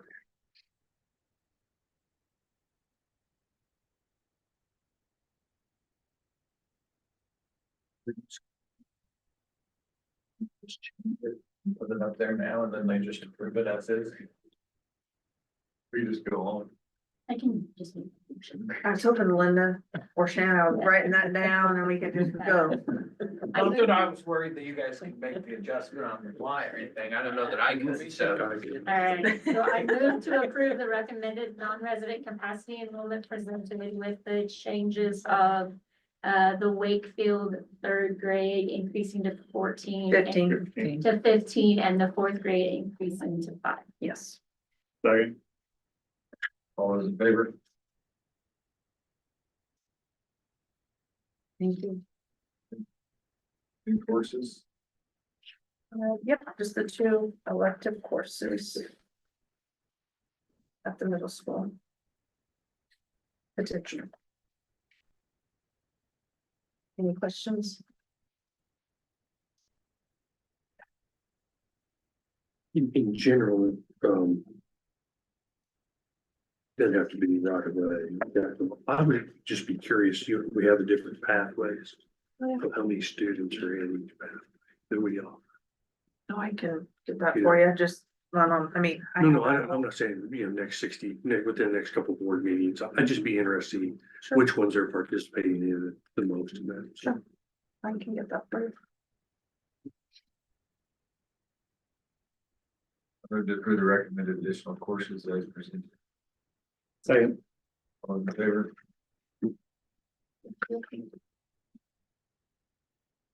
Then fundraising approval. I tried to say this 10,000 ways and decided just to give you guys all. I did leave on the bottom, the April of 2025 and October of 2025, just so you could see. Something that I noticed is some of them wrote school year on there. I appreciate really appreciate how they have to be planned, right? And I know now, but I also think I've seen, like, here's the 20 possibilities and I might only do 10, I don't know. And so anyways, what I added into the language under here was just noting that unless they've already given that specific date, even if you guys approve it, they still need to run that through their principal. So we're not asking people for 10 things same week. I think a lot of them are just options different organizations want considered, but again, I think forward planning, they just tried to put everything that would be a possibility. So any questions, we try to answer the best we can.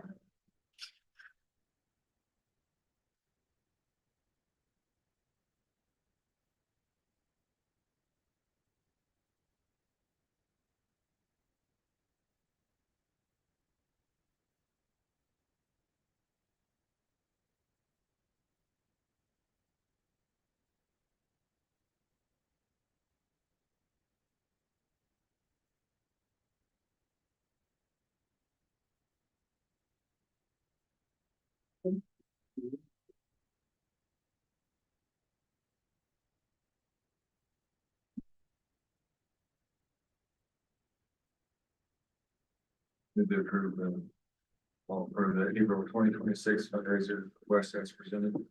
Second. All those in favor?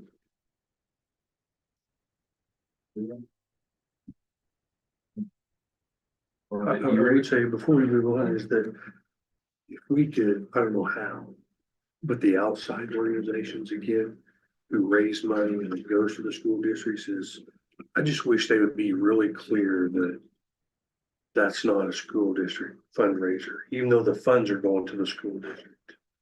Cause I have people call me, like the PEP ones, that's really not us. They're raising funds for the school district, but it's not. What catches is they wanna use our events and come. Right. And that's where it does. Right. For example, the Orange and Black Pack Golf Tournament is not on ours, cause it's not on our school Sure. property, our Sure. kids, you know, it's the adults and the parents, it's their board promoting it. Right. I guess my thing is if they publish anything or put anything out, it's these funds are for the school district, but it's not the school district that's raising the funds, I guess is. You know, that there's a big difference there, you know, because again, people in the community want to raise money. Great, you know, I get too many calls and on fundraising still is the most calls I get, and that's. Okay, I just gotta say, hey, that's not the school district. They're raising funds for a purpose, but it's not the school district. Because we collect taxes and Sure work on that. and so we're just Good reminder. encouraging them to, you know, what I'm saying that. Appreciate that. For E-rate? Yep. All right, guys.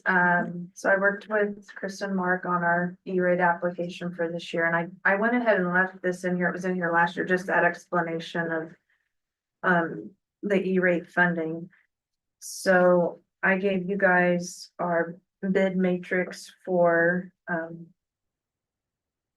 Wi-Fi, which Next Tech won that one, and that price you see on there, we only pay the 30%. So, and that's not this year's budget, that is next year's budget, fiscal year 27, but we have to turn it in a year ahead of time. And so that would make our portion a little over 18,000, which we budgeted 40. I know something that came up this year was we saved a lot of money in technology, but are we hurting ourselves later? Sure. I think this 20,000, it'll give us some wiggle room as well, so, I don't know that I'd say that's a savings. I think it'll help us give a little bit of adjustment to that 5-year plan, which we'll show you in the fall. And then separate, not on the technology plan, is just our internet monthly service, and Twin Valley on that one as well. But we do need your guys' approval on there. Like I said, share both those bid matrix, but we're not actually spending money. The internet one would take, our contract would start July 1st. That's why we need to approve that tonight, just so we can keep that rolling, but we will come back again when we go to do that Wi-Fi project and present that next year with you guys, once the fiscal year 27 budget opens up and it works to do it. Did our technology firm increase that? They were talking about that one time, about the data. Did we end up increasing that? Increased it and made, not everything will come through the board office. It will go through each site. But that's our share is $1,155.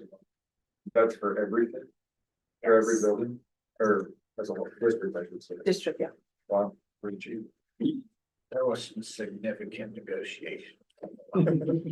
Yes, we wanna, as much as we can, partner with them, so. And move to accept the E-rate proposal for Wi-Fi from Next Tech and internet from Twin Valley to be utilized in fiscal year 27. Second. All in favor? We'll move on to bus purchases. So you guys during facility tours heard some about this, so pretty lucrative opportunity for a grant. Up to 75% of the cost of the bus could be paid for. Certain qualifications, bus has to be disabled. You guys know all the stuff. I don't need to bore you with it, but tonight we are not committing to anything. If you'd say, yeah, write the grant. You're just saying, yeah, write the grant. And you'd consider buying this many buses if we get it. Mike's done a nice job of identifying some buses that do fit the criteria, making sure he's rotating. We have older buses more that qualify. It's just they have to drive so many miles on a route every year to qualify. And so you have to balance that behind the scenes of, okay, I'm gonna put this really old bus we have out on the road for just enough miles so it qualifies for the next grant cycle. And so, and there's one that's questionable, but based on some calls that they set on it, depending on how many submissions they have, they might loosen that guideline a little bit. And so we're recommending we go ahead and just put 3 on there. See what they say, and then once we find out, we'll come back to you and say, hey, we got 2, 3, or 1 or none, and then we can decide if we want to make that purchase or not. But not very many times that I've seen where you get 75% of the cost paid for, so it might be a time to capitalize on some. But these are like diesel buses. They're They're not clean, electric or. they're the clean diesel. Right, Yeah, but they're diesel, okay. yeah, they're not electric or Or propane. natural gas or anything. Between 53 and 71 passenger, I assume they're activity buses. No, that's route bus. I move to approve submitting the grant application for potential replacement of 3 buses. All in favor? Please.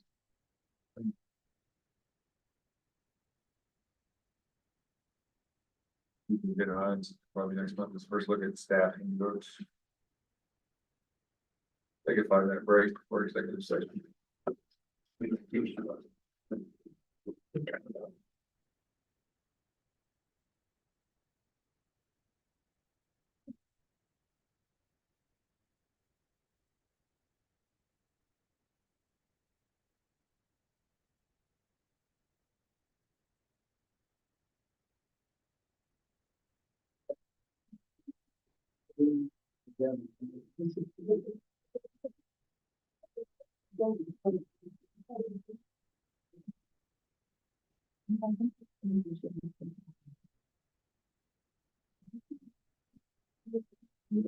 That's in my office. I'll do that.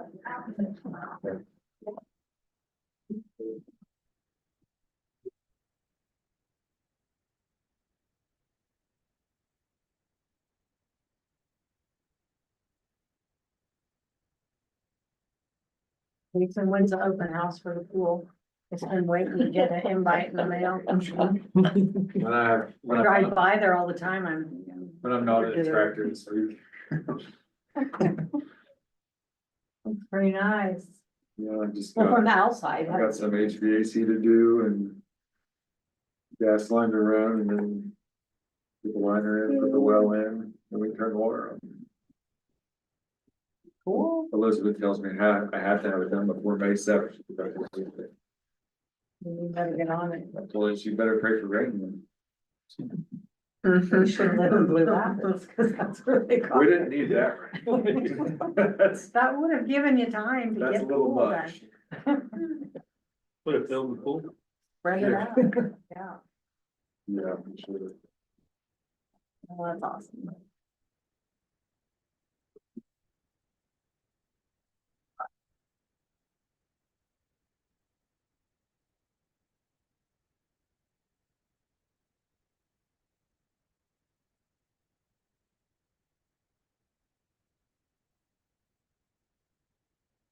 Before you too, Jeff and I come back.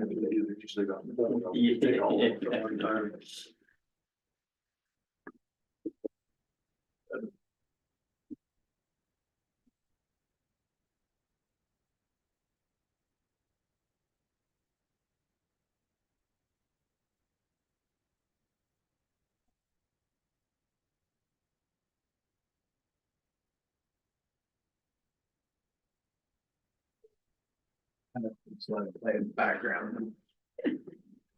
Clearly not useful if you don't do that.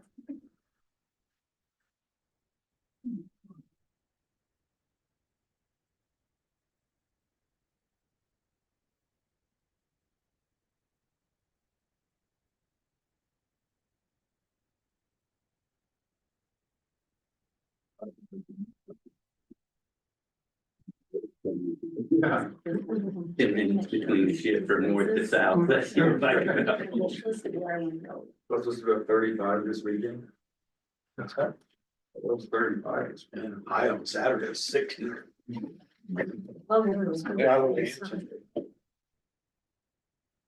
Winter coats for prom. I'm not gonna trim back my bushes then, yeah, I was gonna do that. My kids can go to a picture on morning. Try to stay at the same time. I would.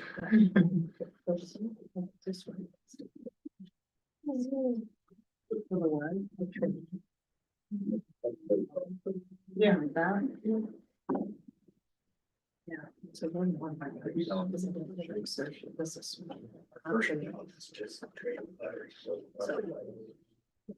They have to pay the person. Okay, all, I thought it was, we had to do it on the road. I move we go into executive session to discuss the negotiations letter exchange pursuant to the negotiations under KOMA. The open meeting shall resume at 7:50. Executive session to include board superintendent and council. Second.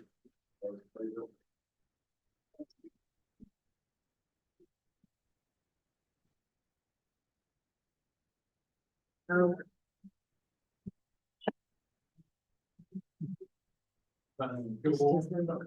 Very happy.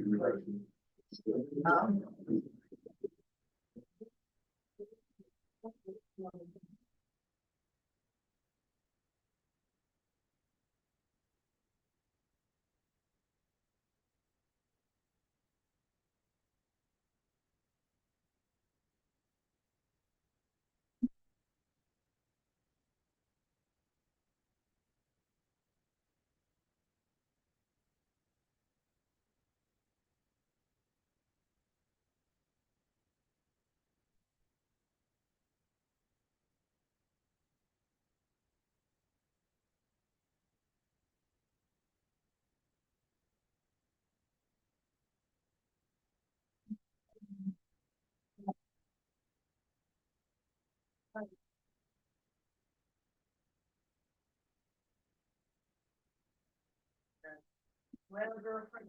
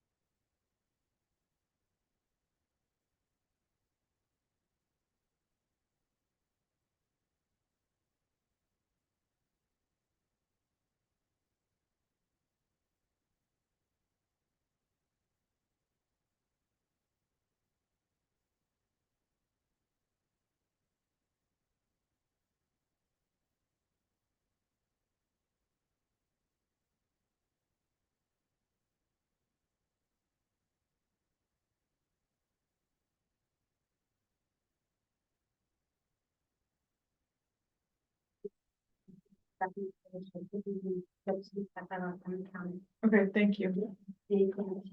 No, I think that's great. Okay, thank you.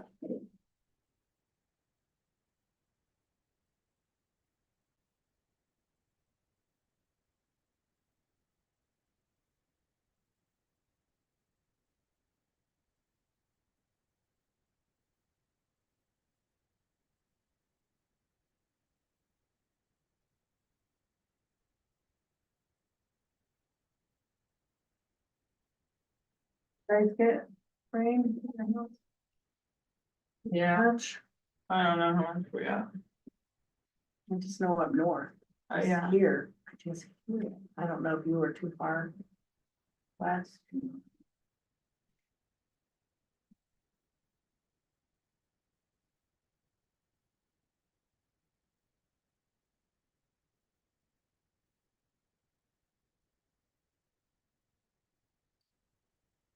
No.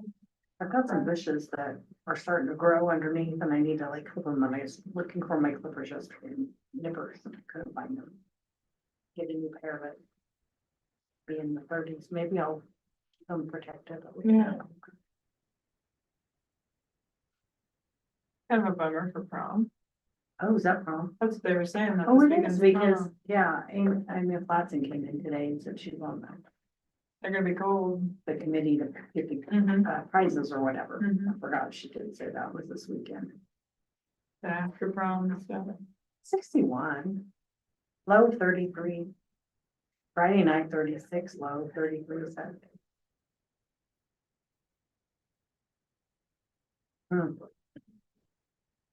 33 is too close to 32. I'm gonna have to leave those covered up. Yeah. Just really good at back, so now. Keeps us safe. Like it, This wait. is gonna be-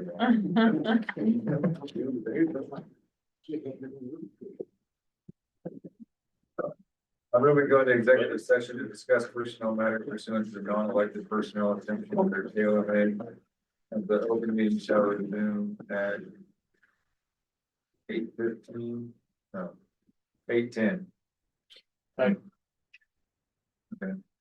Executive session should include board, superintendent, council, and, Second. all in favor? I know it's not. They're there. Are you referring to these now? They're there. Yeah. That's all you want. Yes. Okay.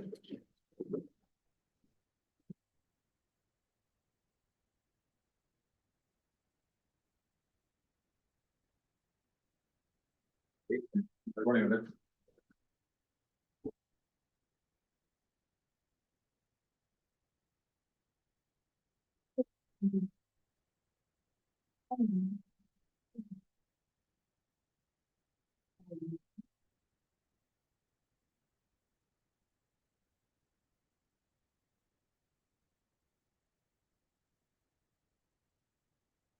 Their first meeting.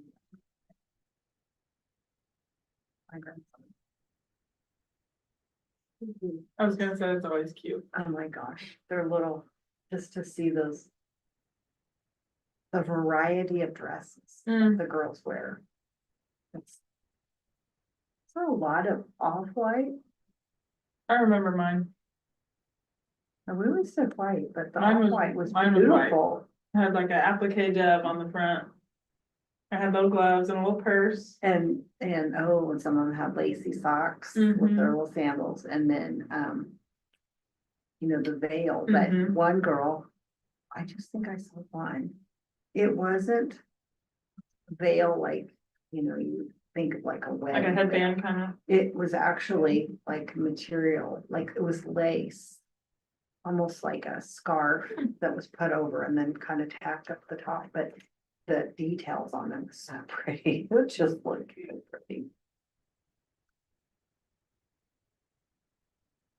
It's just, you know, and some parents like, depending on when birthdays is, they'll just wait to send kids. So some kids might be a little bit bigger. I mean, the height difference in some of these between boys and girls, some were really tall. Some really looked like they maybe were a young one for that grade.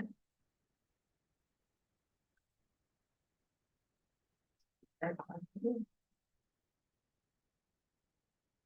I still have my little purse somewhere. I just this year took my two girls as when they're 42 and 40, took them to the White House. Oh, maybe this is somebody like vintage, it's truly vintage. Yeah.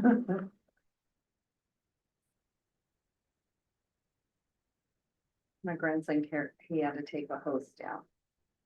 My daughter teaches, so, they had them. Those who had like family members being the teachers, they got to do that. Anyway, he takes it down there and then they all kind of wait and move out.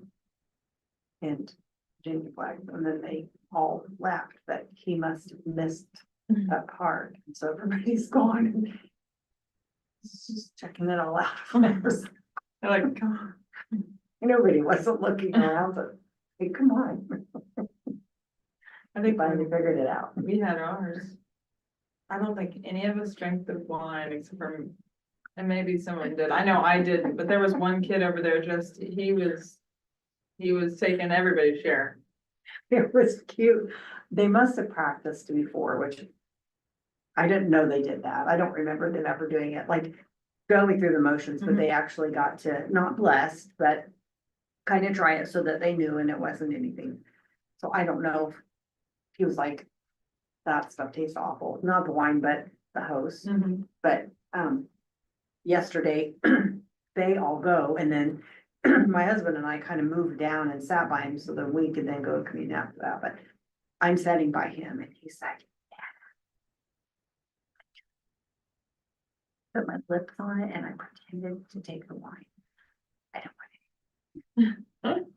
So it tastes very good, but they didn't know because I just pretended. Good job. You did a great job. Like you can just not. do Yeah, you that. could just say. Pass all "Good that. thing." Don't like the taste. That's good. It's okay. Yeah. Innocent of that. Mhm. But man, they're a lot next person.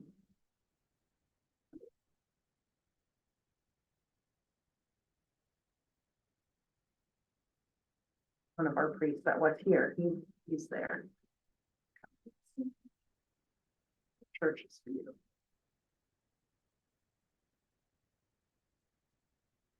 Maybe they did it sometimes it's like around Mother's Day too, I can't remember.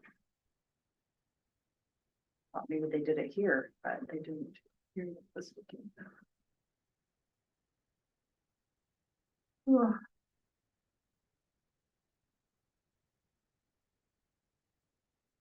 Were there very many kids? I would say maybe 25 or 30. But they have the different groups that were like, because I was like, they had three classes, but the classes kind of depend on the times of, because I asked my daughter, I'm like, why were your groups kind of small, and then this other group was really large? And she said that was because that was like I thought she said 4:30 or whatever, that's the time of that class. It's probably a lot more people sign up for that time. Must have something to do with that. They're not all at the same time. It was nice that they did it at like 3 PM, so it was not regular, just the It was family. just the first community. Yeah, still, it was still a lot, but it wasn't like trying to Full mass. find a place for, With parking. everybody that always comes, yeah. yeah, still a lot, there's still a lot. Cause I think, I can't remember if they had.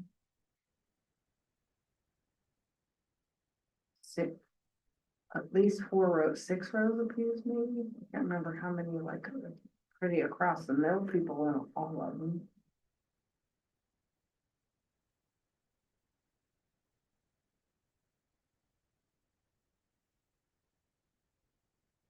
And then some that did like, they say a prayer as part of that, and they had some kids who came up and read, they're really good readers for second grade.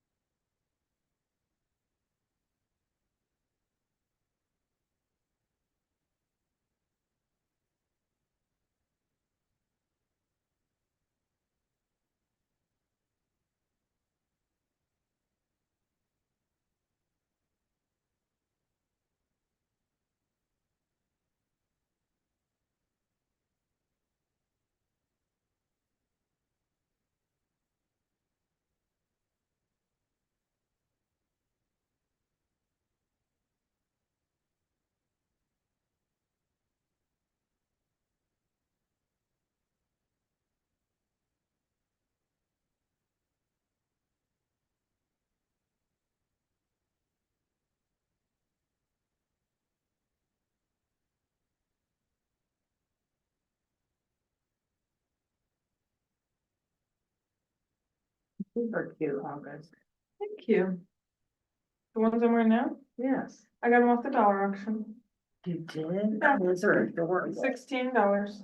Those are so cute. Then they kind of dirty from today, but I've been finding all kinds of outfits that they go with. Yes, those are so cute. I sold some cups. And glasses on the dollar auction this weekend, as I'm trying to. I'm packing up. It's like, but I don't use them in the thought. I've had the sun. Oh, I think I saw them, the Fiesta. Yeah, I have that for dishes, but I don't use those cups because when I want coffee, I want it in a cup. Yeah. That's like 8 ounces of. I want them in a cup. Like I'm not keeping them around just because they match my plates. I'll Right. have my plates until they're no longer useful. But, yeah. But I have those in a box. I'm not moving them to another place. I'm going to sell them. Yeah. So.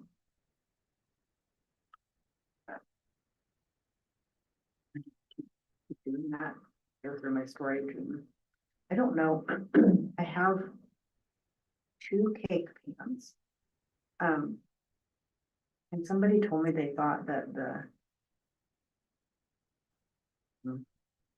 extension office used to have cake, like shaped cake pans, like decorating.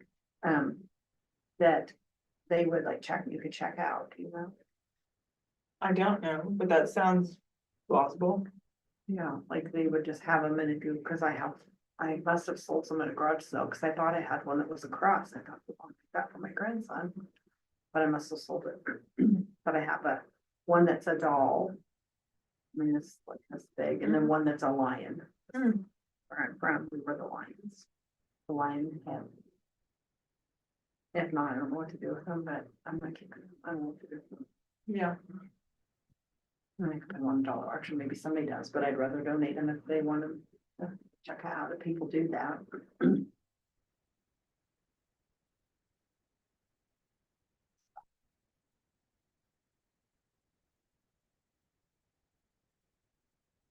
Church.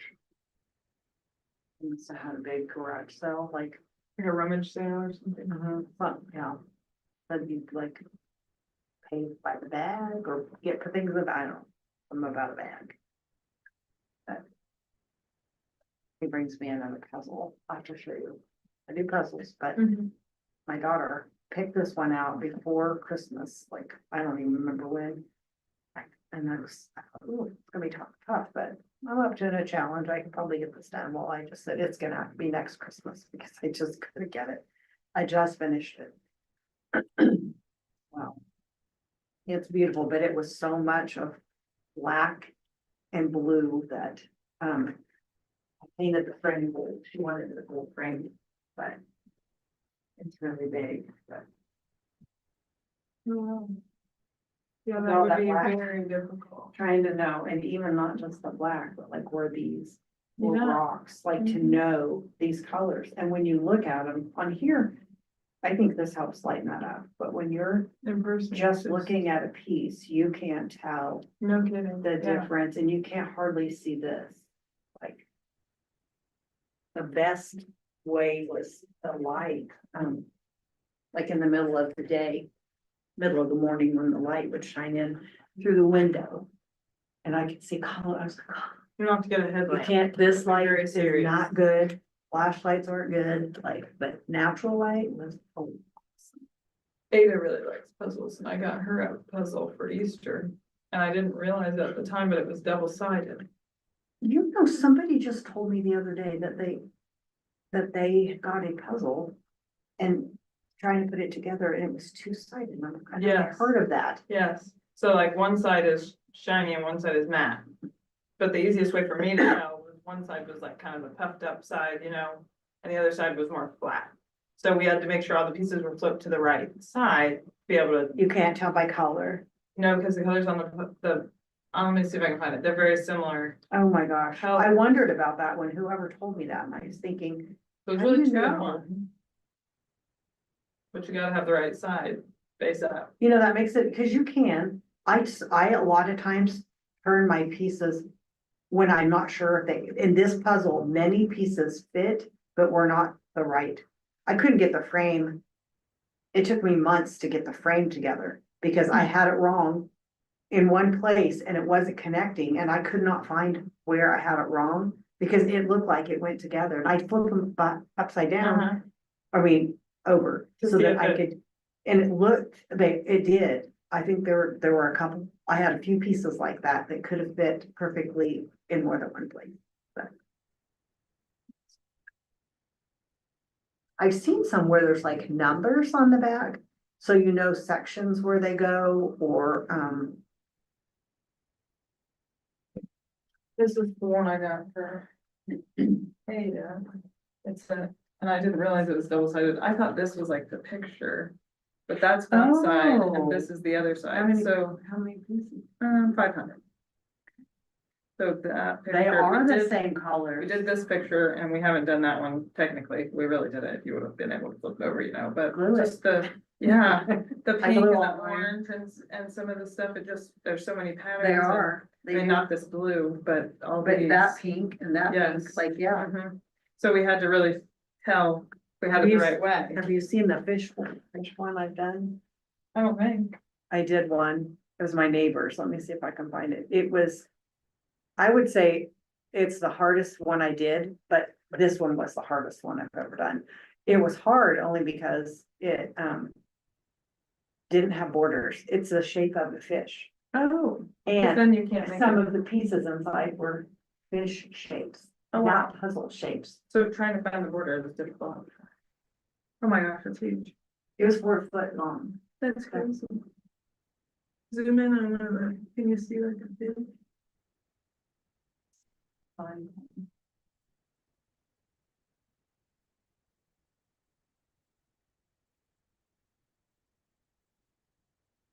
Oh, there. Yep, right there. That is so funny. Every once in a while, there would be, A little fish. cut out. yeah, like just different places. I think there might have been one. Yeah, Wow. but then you just didn't know the edge. Like, because there's not edge, like. Yeah.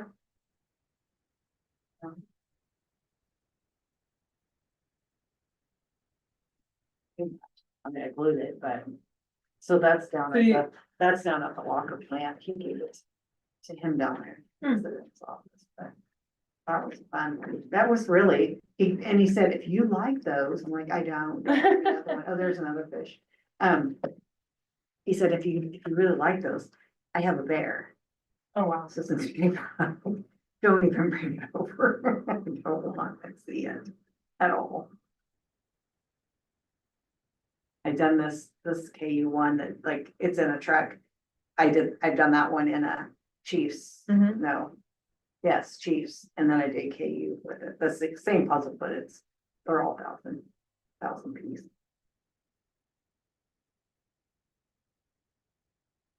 Oh, there's the Chiefs one. So my neighbor brings me one that he got at the rummage sale. It's too soon. I'm not ready. It's too soon.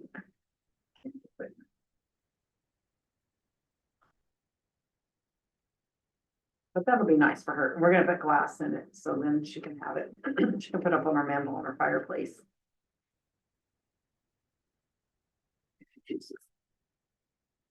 I did one. It's a Santa Claus and a tree in the back, and there's cats.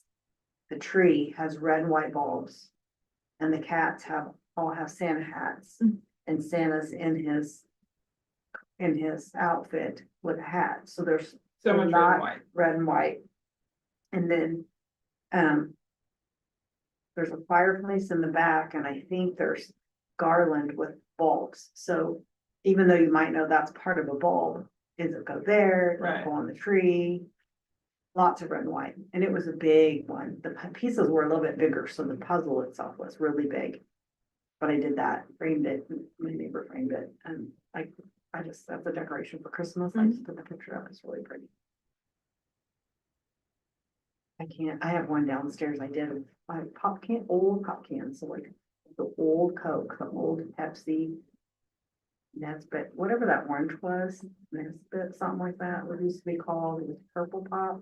but it's all just rows of pop cans. Mhm. But at least I can say, oh, that's a Coke, like I could put those Yeah. pieces together, and even though there might be 3 Coke cans or 4, I at least could get the can and kind of figure out by the picture which You were place missing it went. that, Mhm. yeah. Yeah, that was fun. That was the quickest. I think I did that one in 3 days. Almost like that. That's just the same. Oh, okay.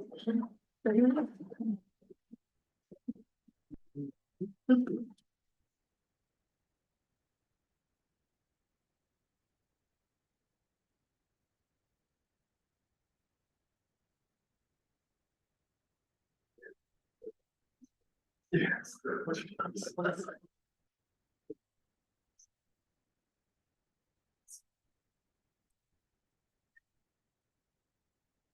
Then we'll move on to personnel. Does anybody have any questions on personnel?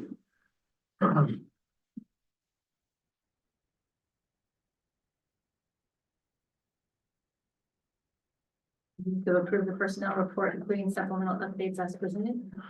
Second. All in favor?